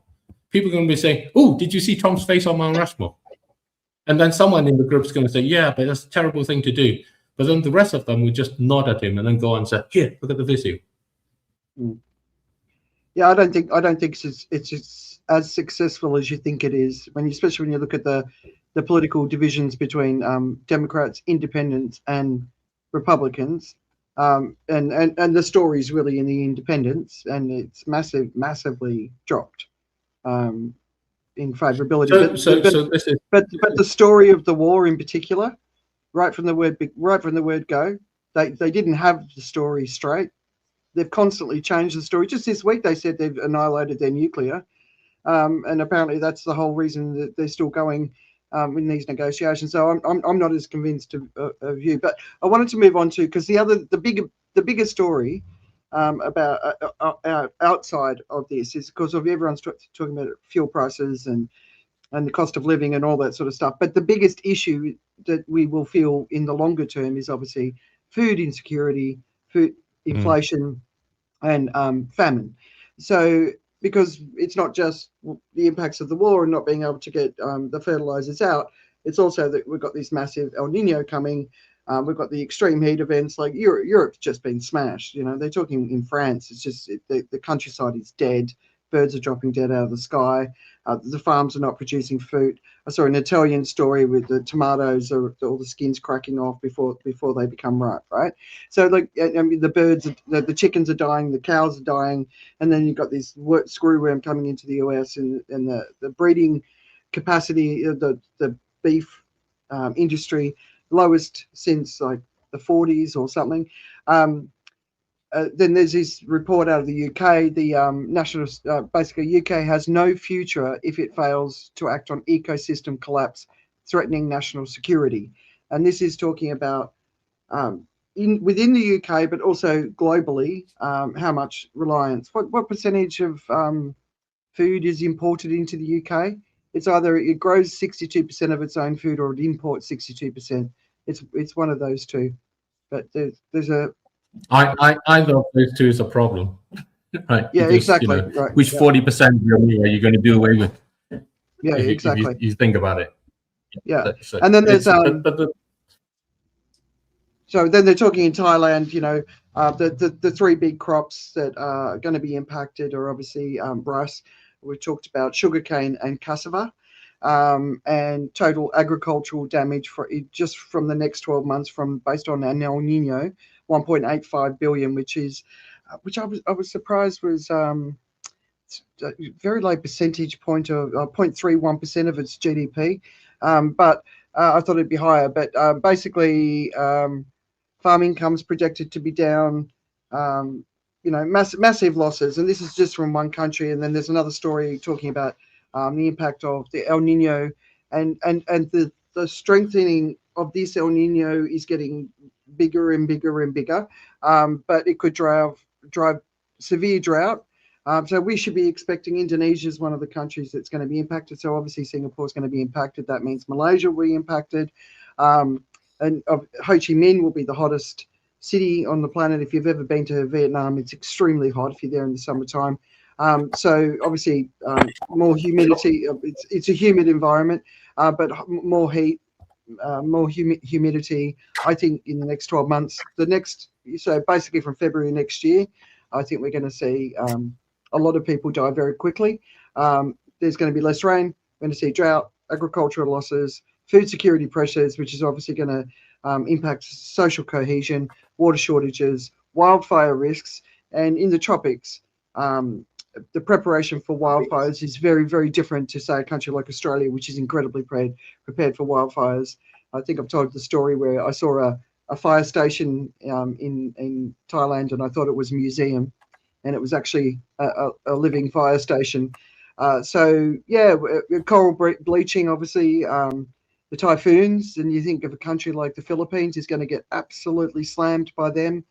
So yeah, there's a lot coming up, but food security in the next 12 months, 2 years, and it's gonna be hard. Yeah, and I'm reminded still of Joe's comment last time about crying wolf. Yeah. You know, we will go through this time, and everybody will forget. Yeah. So, are you going to forget also? Because everyone around you will forget, and the news cycle will move on, and they'll report about how something else is great. I had this thing about the AI center I was going to say earlier. I walked out of my door the other day, and there's this couple along, and they kind of look like they're in some sort of heated conversation. And I just walked past them. I overheard, and she was saying how she runs a venture fund. They have $150 to $200 million, and they are into data center. She's got these data centers in Poland, and they're building out in Latvia. I was walking past, and I was thinking, okay, so as you walk around the street corner, you hear people pushing data centers as a, you know, it's like saying, oh, I've got a dodgy watch you can have, you know, I've got a fake Rolex or whatever it is that you can have, or whatever that you might hear instead in different place. And I don't know where that is in the cycle of investment bubble or otherwise, but generally when you hear it on the street corner, you're the last guy to hear it. Yeah. That's the old bubble. We're right at the edge of the bubble again. And that is going to come on and take over the news again. Yeah, well, it kind of never goes away. When you talk about Boy Who Cried Wolf, like the AI bubble conversation has been going on for so long in the media, I don't think people are paying attention to it anymore. So I think when it actually does happen, and isn't it traditionally October when the global economies crash? Isn't that the typical month where it all happens? August. Everyone's on holiday. The experienced guys are on holiday. The rookies are manning the desks. They don't know how to deal with a sudden drop in liquidity, and the thing collapses. Okay. So we have 20 days left to civilization. One show left before we close our season. This is the penultimate. Maybe we're all right. The penultimate shit show ever. Yeah, exactly. There was another story, dimming the sun, right? So this is obviously geoengineering. It's been talked about for a long time. So there's one piece in Wired, and I read another piece earlier in the week. Dimming the sun would help lower the risks of El Nino. And basically the thing is, yes, really. So what this comes from is in the last, so I think it was 2019, there was the big fires in Australia. And they released so much smoke, they actually flipped the world back into a La Nina. Do you remember I was talking about that on the show a long time ago? So it's a nature's sort of geoengineering model. So basically, based on that and what they saw from that, they're looking at geoengineering. So what they do is marine cloud brightening, where they spray fine seawater droplets into low clouds over the tropical Pacific. So that makes them whiter, which means they're more reflective, so they can send more sunlight back out into space, which cools the Earth, right? Now you think about that from a massive scale. So the chances are there will be a massive fire event in Australia this year because everything's drying out. There's no snow because all of the different weather events that need to happen to mean reduced snow means that are happening right now in Australia. So it's snowy mountains where I grew up. There's basically no snow, and the El Nino years are really bad for snow in those mountains. So Australia is going to be dry as tinder when this summer comes up, and obviously we're going to have the Americas, that's South America, you know, the Amazon, probably from October will be hit first, and then the Australian sort of New Zealand sort of continent comes into it, and then the next heat event will be February, which is Asia. So that's kind of the cycle throughout the year, right? We've got Europe and the North America right now. Then it'll be the South America. Then it'll be, you know, Australia, New Zealand, and then Asia. That's how the annual heat sort of seems to operate around the world. So, David?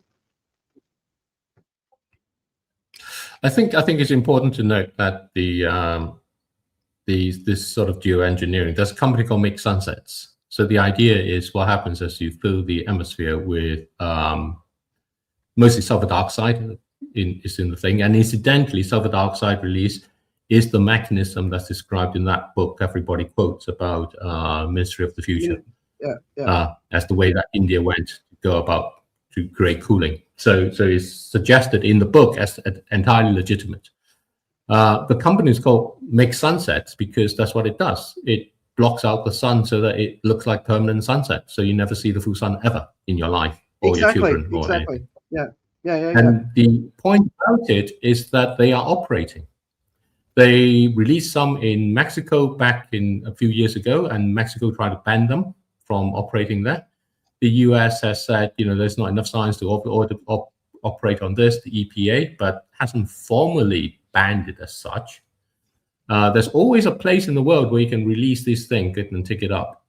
And so while we talk about as to whether it should happen or not, our economic system allows them to just carry on and do this. And the way their operating model is, you pay them a bit of money, they release a balloon on your behalf, and then you can be blocking out a bit of the sun for you. So that the real question is, do you want to live in a world where there is never any sun and only ever sunsets?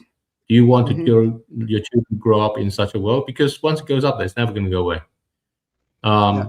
Forget about all the other impacts as to what it may have. Who knows what the other impacts we may have? The essence, it will go away. It does go away. That's why it has to. You have to keep putting it up in a very long sort of time in that sort of stuff. It stays around. But the essence. But then you have. But it's. But if you let it clear, then you got a termination shock. So, yeah. Yeah. So you need to wait, right? Because it's but the essence. But the point is the thing that it doesn't talk about is what Yang Zhomsot mentioned along in there. The heat is already baked in. You can stick a big umbrella over the earth and block out the sun completely. The heat is already in the oceans. And when it burps, which is what the El Nino is, and it's going to carry on doing that, it's still going to get all of those devastations along. So we focus in all of these things on how we can somehow imagine it coming better and then everything will be back okay. It won't. So you got to kind of embrace the fact that it is changed. It has already changed. We've gone past that point. So start thinking about how you thrive in such a way. Kind of had to come down here, for example, today to take my laptop down here because it's the only cool place in the house. What I do about the rest of the house, how do I become more resilient to the fact that it's just going to be sticky and uncomfortable for the rest of my life? Does that mean I won't be able to thrive? Or does it mean I'll just be able to accept that as what it is? Because there are people who live like that around the world, and I used to when I grew up. Yeah, exactly. Yeah. Or when I was growing up. I'm just looking for an article to share.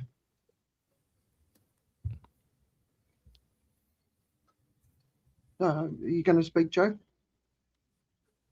I was trying to come up with some kind of witty rejoinder to things, but I haven't quite got it. I was doing some extra research, by the way. So the UK is going to be screwed in terms of food in a number of ways because about 40 to 50% of your total food is consumed by value is actually imported, and depending on the kind of food, it's you're more dependent than others. So when it comes to tomatoes, 85% from the EU. That's especially during winter, and in winter, 90% of your lettuce comes in from outside. So yeah, lots of dependency on the food in there. And I've been watching, of course, on the other side, what's been happening with Jeremy Clarkson and friends, and it seems like the UK government is against its own farmers in terms of how they have set up the taxes. And well, they're not penalties per se, and they're supposed to try. It's supposed to impact richer people. But the way they've drawn those lines seem to have been incorrect, and so it's affecting the average farmer, making it impossible really for the average farmer to make ends meet. So the people who could produce the UK's food don't have the ability to produce the food in a way that makes sense economically. Yeah, and that's a global thing. But Jeremy Clarkson's an interesting one. So he was the great climate denier, and he was an absolute arsehole. Like anytime you heard him on, talking about it, right?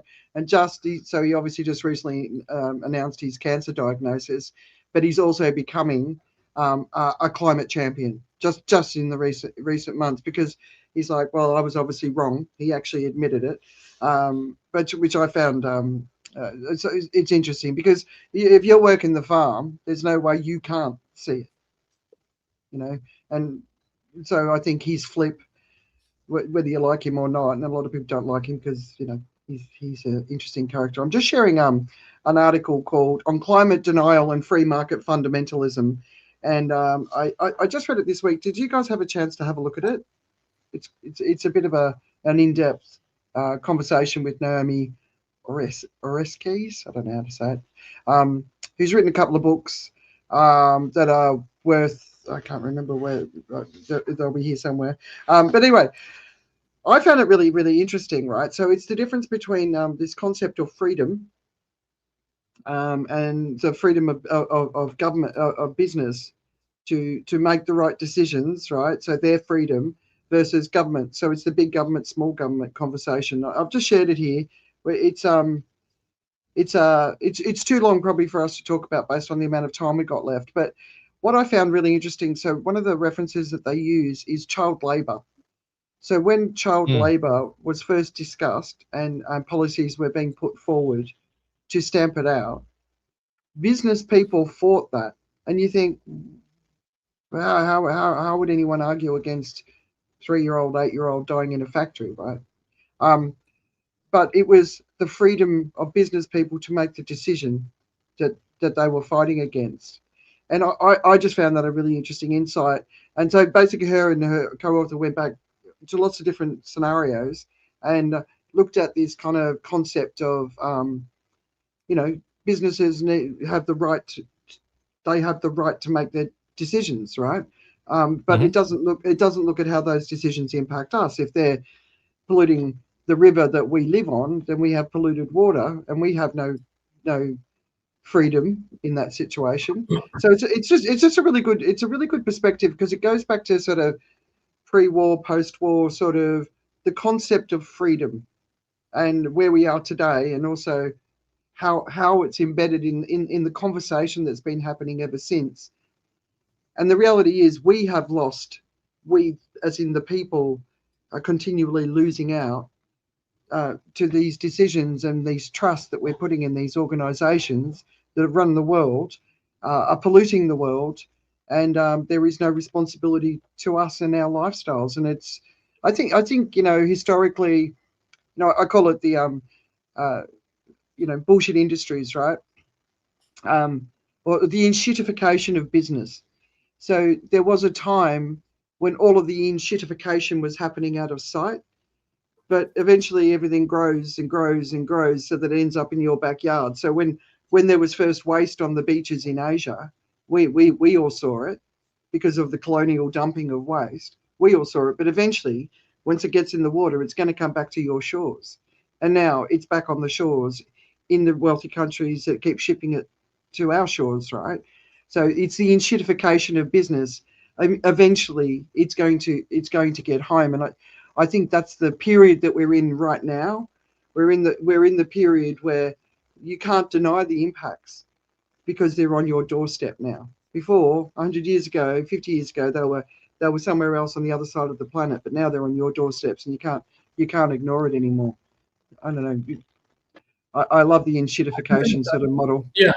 I mean, I think there's kind of an interesting central point in some sense, right? Because, you know, we buy the stuff, comes back, it ends up piling up over our doorsteps and all the rest of it. You know, what I talk about is basically that agency ourselves to then sort of says, you know what, either is in terms of I don't need to buy the stuff, I don't want to buy the stuff, or I'm going to do something about that is piled up over my thing. And to the extent of whether that then extends to actually shouldn't pile up anywhere at all, or whether it just shouldn't pile up into my stuff, my thing is just kind of another decision that we make along the way. And and all of these choices, each one of these choices is fundamentally breaking down the lanes that we've been brought up in. If you think even most simply, just the thing about we buy the stuff, you know, we're brought up into thinking we buy the stuff. That's kind of our education process, how the economy works, how this works. That's kind of how we get rewarded for, you know, getting an A grade. We get to go and buy some stuff in that way. So in many ways, I think what you're pointing out is for me, I take it further and sort of says, look, forget about any of these boundaries and lanes and stuff. What is it that you would want? If it were kind of a blank page in that way, then how can you be true to what you are and act in a way that allows you to live closer to that without landing you in jail, but still with people, engaging with people? And this is the point about, and build an economic presence, build a presence of people actually reward you for being there around them in that way. In some ways, that's where all the extreme politics that we talk about has gone. People have gone along and says, well, here's how I build my presence. I advocated by saying this and that, and if you vote for me, I can do that, and you can finance me and provide me in that way. The difference there is on the basis of a promise. And what this unshitification falling onto your doorstep is really saying that we can't afford to wait for promises. The time is kind of, that time for waiting is already over. It's piling on us. We can't really wait to see whether Count Binface wins the election and goes on and takes over Parliament, or whether Nigel Farage wins it and takes it into crap in that way. We kind of have to see what can we start doing ourselves. How can we organize ourselves, the people we're around? What you talk about, what they do in Phuket, in Asia, and all of those things. Well, how we live, how we live. I listen to a lot of people talking about dreams, property dreams, and I know, and I can't say anything because no one wants to listen to this message, but I'm like, people who are struggling, all I want is this. And I'm like, well, why don't you think about it in a different way? Is there a collective way that you can live in a community where people in a similar situation to you can come together and you can live together and sort of take care of each other, rather than this, the American dream, the Australian dream, the Singapore dream, the 5 Cs, the British dream, whatever the equivalent is where everyone lives, right? The world doesn't have enough resources for everyone to live the dream. It just doesn't. Well, what I want is to be able to go to anywhere at some point, sort of as the world collapses into shit and all of that, and be able to go into community where people will say, we're always glad you came. That's what I want. That's why the games are called We're Always Glad You Came. Right. Yeah, I'd like that. At the moment, I think I turn up and people go, oh, shit, Andrea's here. All right, so there's a great piece by Monbiot talking about heat stress denial. So rich people who are the politicians making the decisions, the business leaders making decisions, and the media moguls who are sending out climate denial information and telling people, what are you overreacting for? And actually, the difference between the heat wave in 1976 and today is massively humidity, which is much deadlier. But the people who are spreading the denial message, or kids should be able to go to school, sort of stuff. They're okay because they can afford the energy required to cool their homes, whereas people that they're saying you got to stiff upper lip, they're the people who don't have the money and the resources and the schools and the infrastructure and the hospitals that can help them if they get into trouble from extreme heat. Please don't be a dickhead with extreme heat, or you will spend the rest of your life in kidney dialysis units, because that's one of the things that gets damaged. So we've just got a couple more minutes, but we were talking about Typhoon Maysak, which hit the Mariana Islands. We're not getting a lot of information out of there. Apparently one of the communication towers went down, but it's on its way. Well, it's probably hitting Japan and Taiwan now, but then it's on its way to China sort of overnight tomorrow. But the landslide that happened in Mumbai, there's loads of landslides going on because, of course, it's been dry. Now there's massive monsoonal dump. But the Mumbai-Pune missing link, which I think is a really interesting name anyway.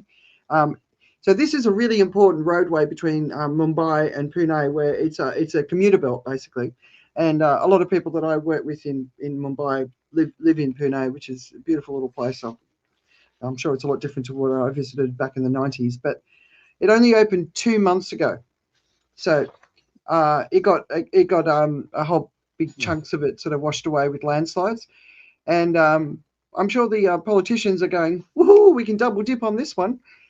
But it's been immense amount of water has dropped in the Maharashtra state Any other big ones apart from obviously the fires that are crashing across Europe? I was just going to say, just in terms of indicators, right? When you do a search on Google, when you key in a few keywords in your search, you usually see the autocomplete and stuff like that, right? So I was just doing that just to find out more about the Mumbai landslides. I actually completely typed everything, and there still wasn't an autocomplete for landslide. So it basically just says, I mean, the information came up in the search, but in terms of the information being searched for, about people having a discussion about it, just shows you that really it's so much off the map. And then when you hear about the size of the problem, is really one of those things. It's like, for me, I had the same experience with the China tornadoes. Right? I mean, it was one of those things where I had seen literally the word China tornado in a conversation. It went by. I hadn't gone deeper into it to have a look and see what it was about. But I must confess to not actually jumping in and seeing it. And finally, when I did, I was mortified. Yeah. And you can and that sort of thing can happen somewhere in the world, and there's another part of the world that just has completely no idea that happened. Right? It's like someone getting a red card in a game you have no understanding about. But you can cancel it. It's a really important point, Joe, because I mean, I obviously keep an eye on major significant weather events to put in the news feed. And India is obviously a country that I'm looking at for extreme heat, for flooding, for the massive landslides that happen up in the Himalayas. So I've always got something in my feed automatically. China's a different story. They can have it could be weeks after a major event before any news gets out. So the recent impact in the last week, something did pop up on YouTube that week for me, and I was like, wow, okay, this, because I knew it was happening, but I was struggling to find any information on it. So I don't know, maybe China's being a little bit, maybe whatever the rules are, or is it a communication failure, or are there people in the country now that are just actively trying to communicate what's actually happening more? I don't know what's changed, but it is very difficult to get information out of China from an extreme weather event perspective. They I don't know. It's changing, but it's only recently that I've seen it change. But India, Pakistan, Bangladesh, terrible story on the BBC today about all these babies dying in Bangladesh from the measles, and it's just it's just so. You see these little people, they're 4 months old, 6 months old, 7 months old, and then five minutes later in the story they'll tell you the baby that you've just been looking at died. Completely unnecessary. There's just not enough measles vaccines in the country. I don't know why that's the case. I don't know if it's part of the USAID funding loss. 1,200 babies have died, something like that. It's really, really high numbers, and it's completely unnecessary because it's bloody measles. It's curable, Yeah. Yeah, but I mean,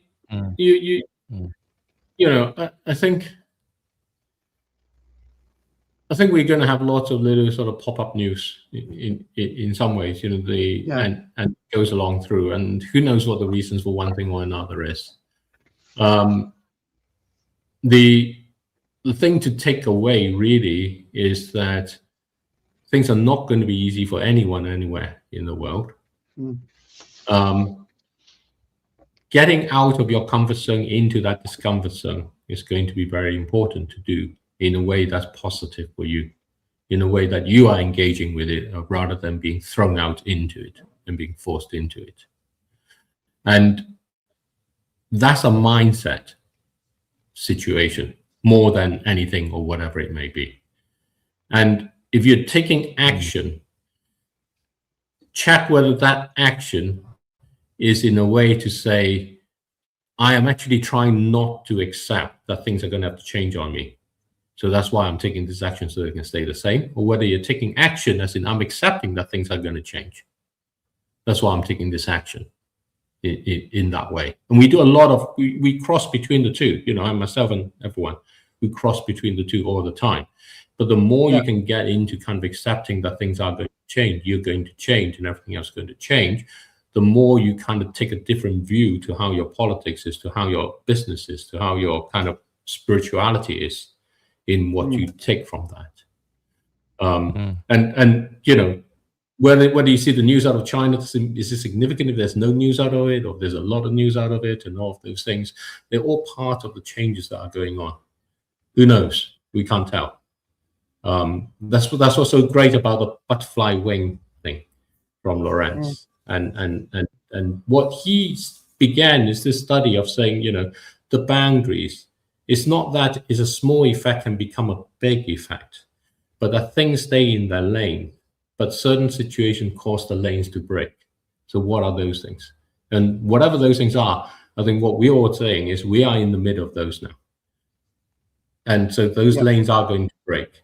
So everybody's still driving in their lanes. Everything still looks perfectly okay until there's an accident or something. And then all of a sudden you find you're actually driving on the opposite side of the road because that central reservation has just been taken out. Or whatever, or the cars on the other side of the road is just driving where you are. So it's a difficult time, but it's also highly possible because all the things that you then talk about in in the activities that you have and so on, they become ways to actually say, well, take it that step further and make it possible.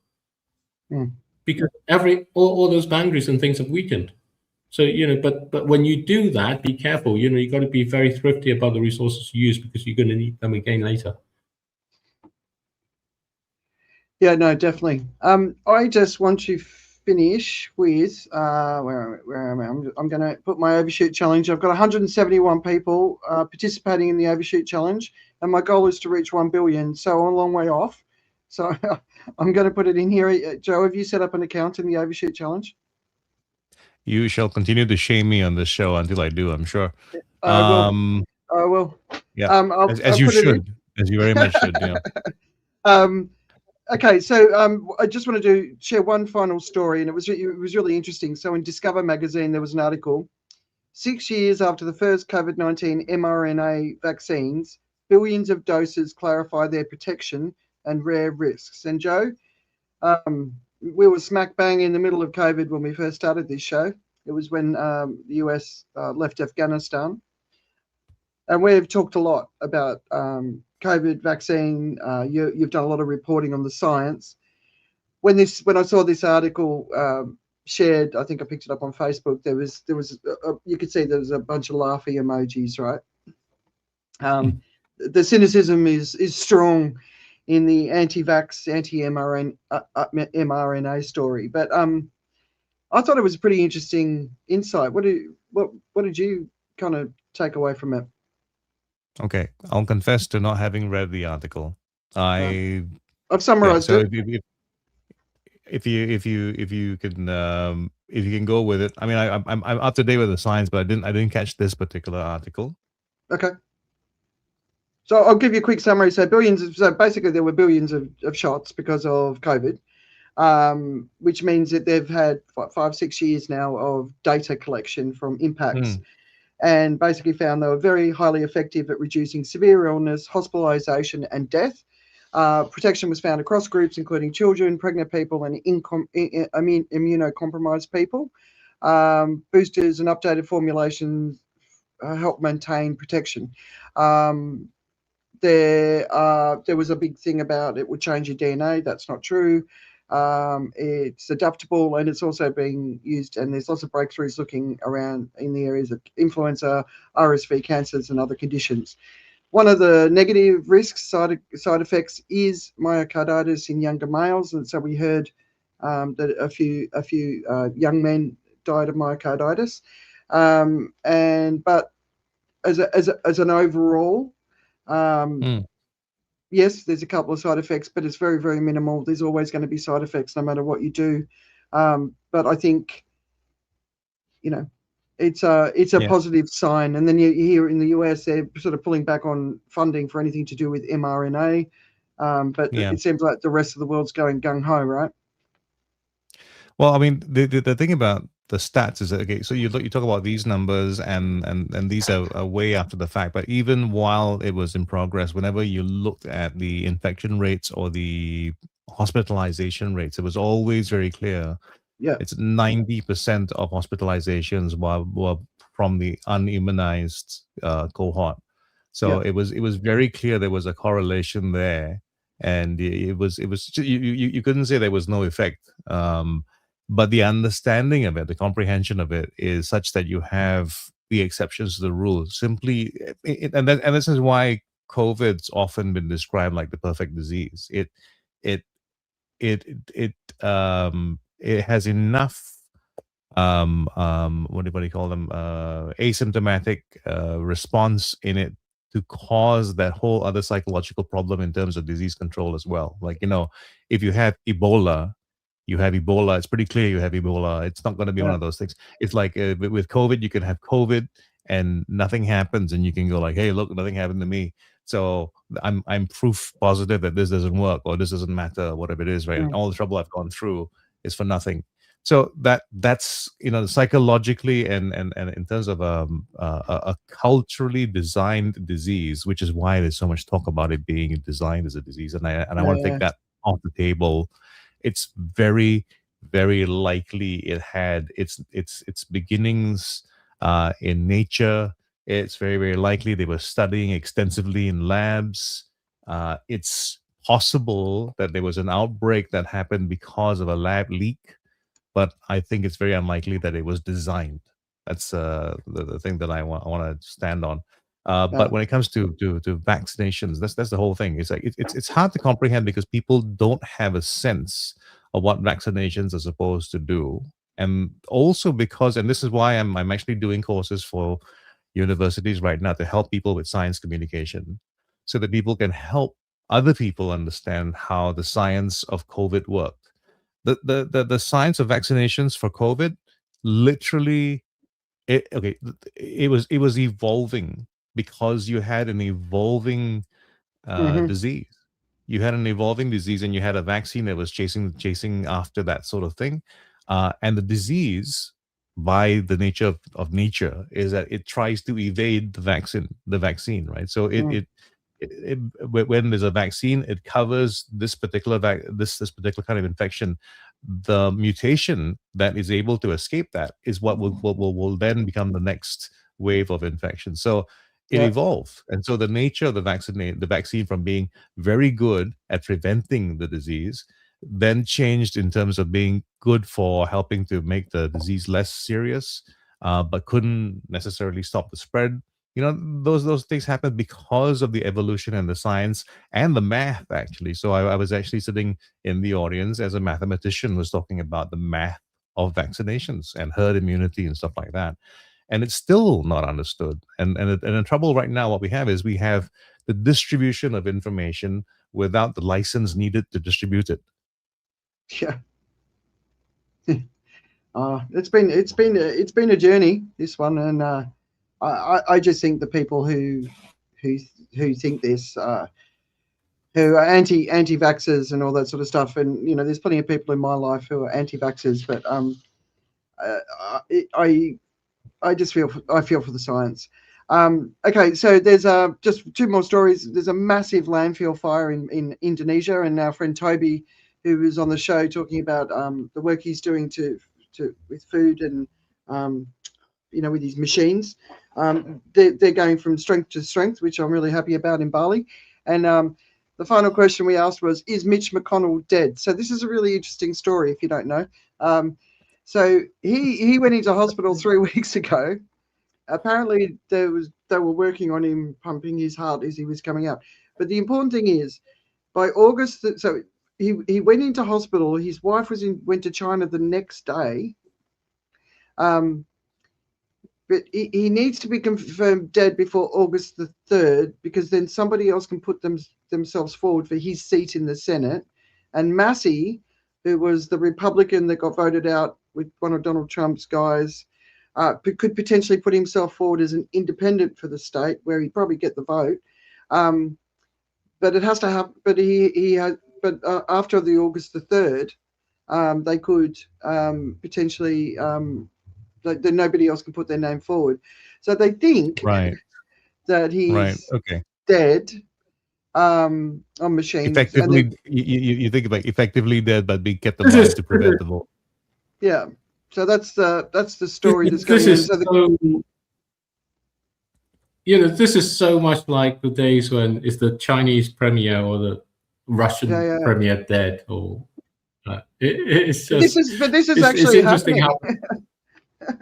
I know, isn't it bizarre how the politics has gone around from kind of you expect it out of a country like those sort of authoritarian countries because they were trying to ensure that they have the right control, and here it is.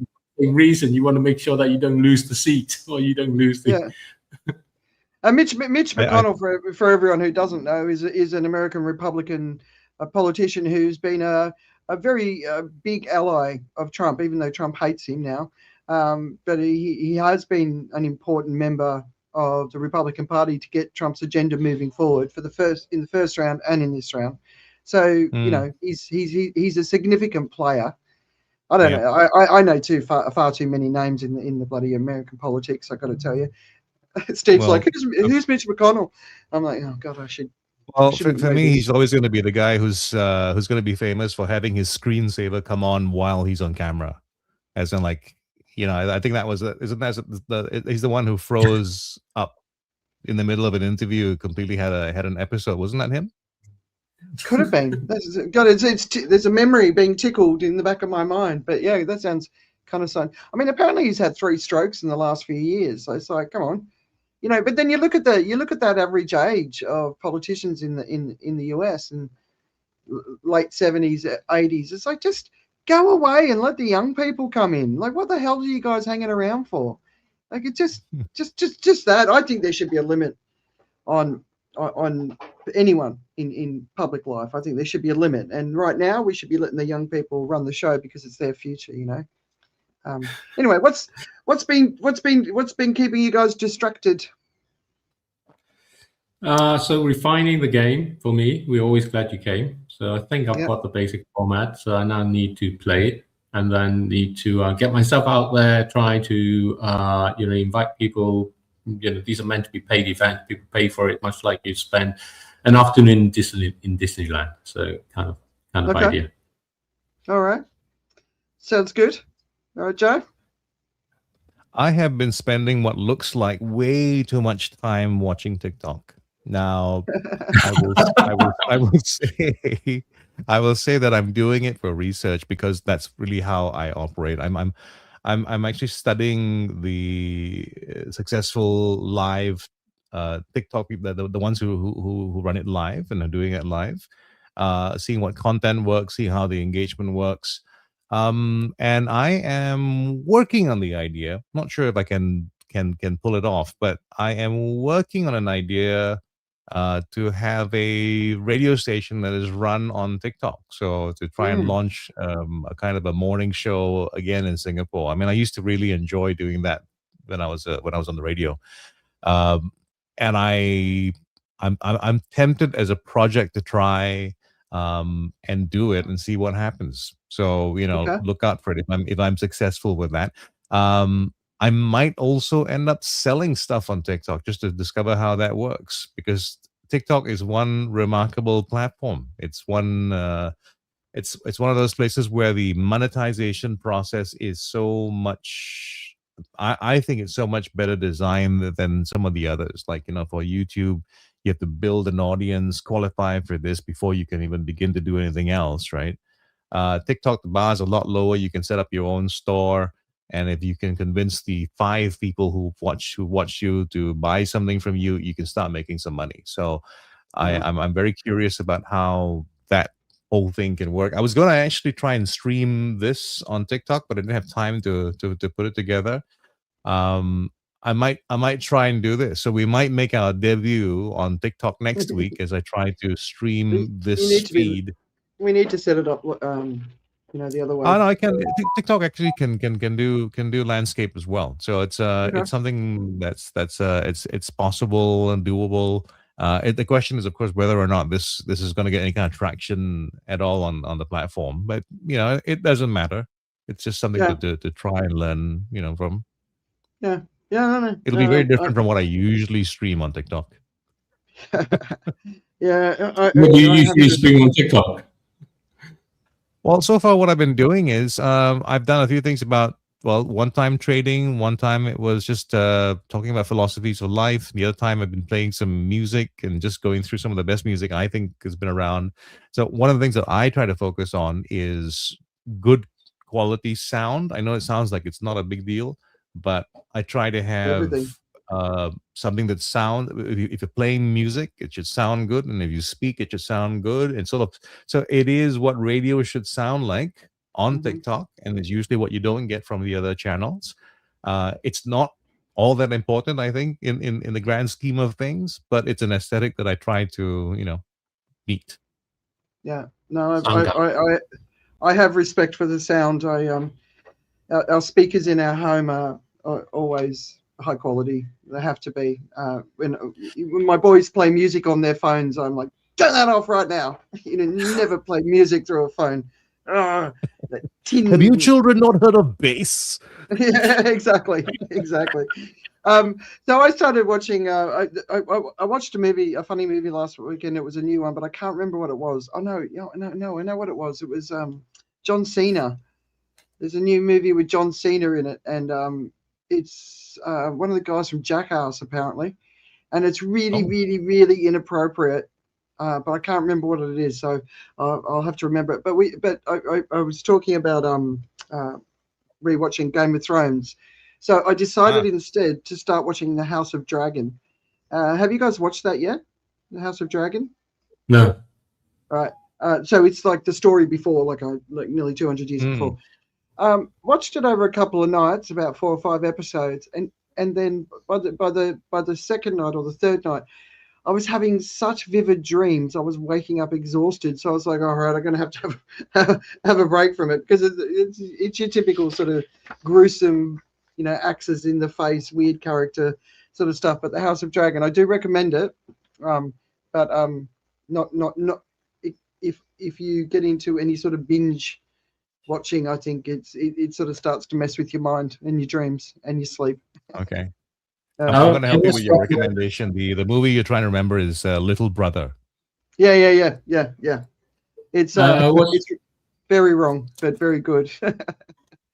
I also recommend this series called Manpuku. It's on Netflix. It's in Japanese. It's about the guy who invented instant noodles. Okay.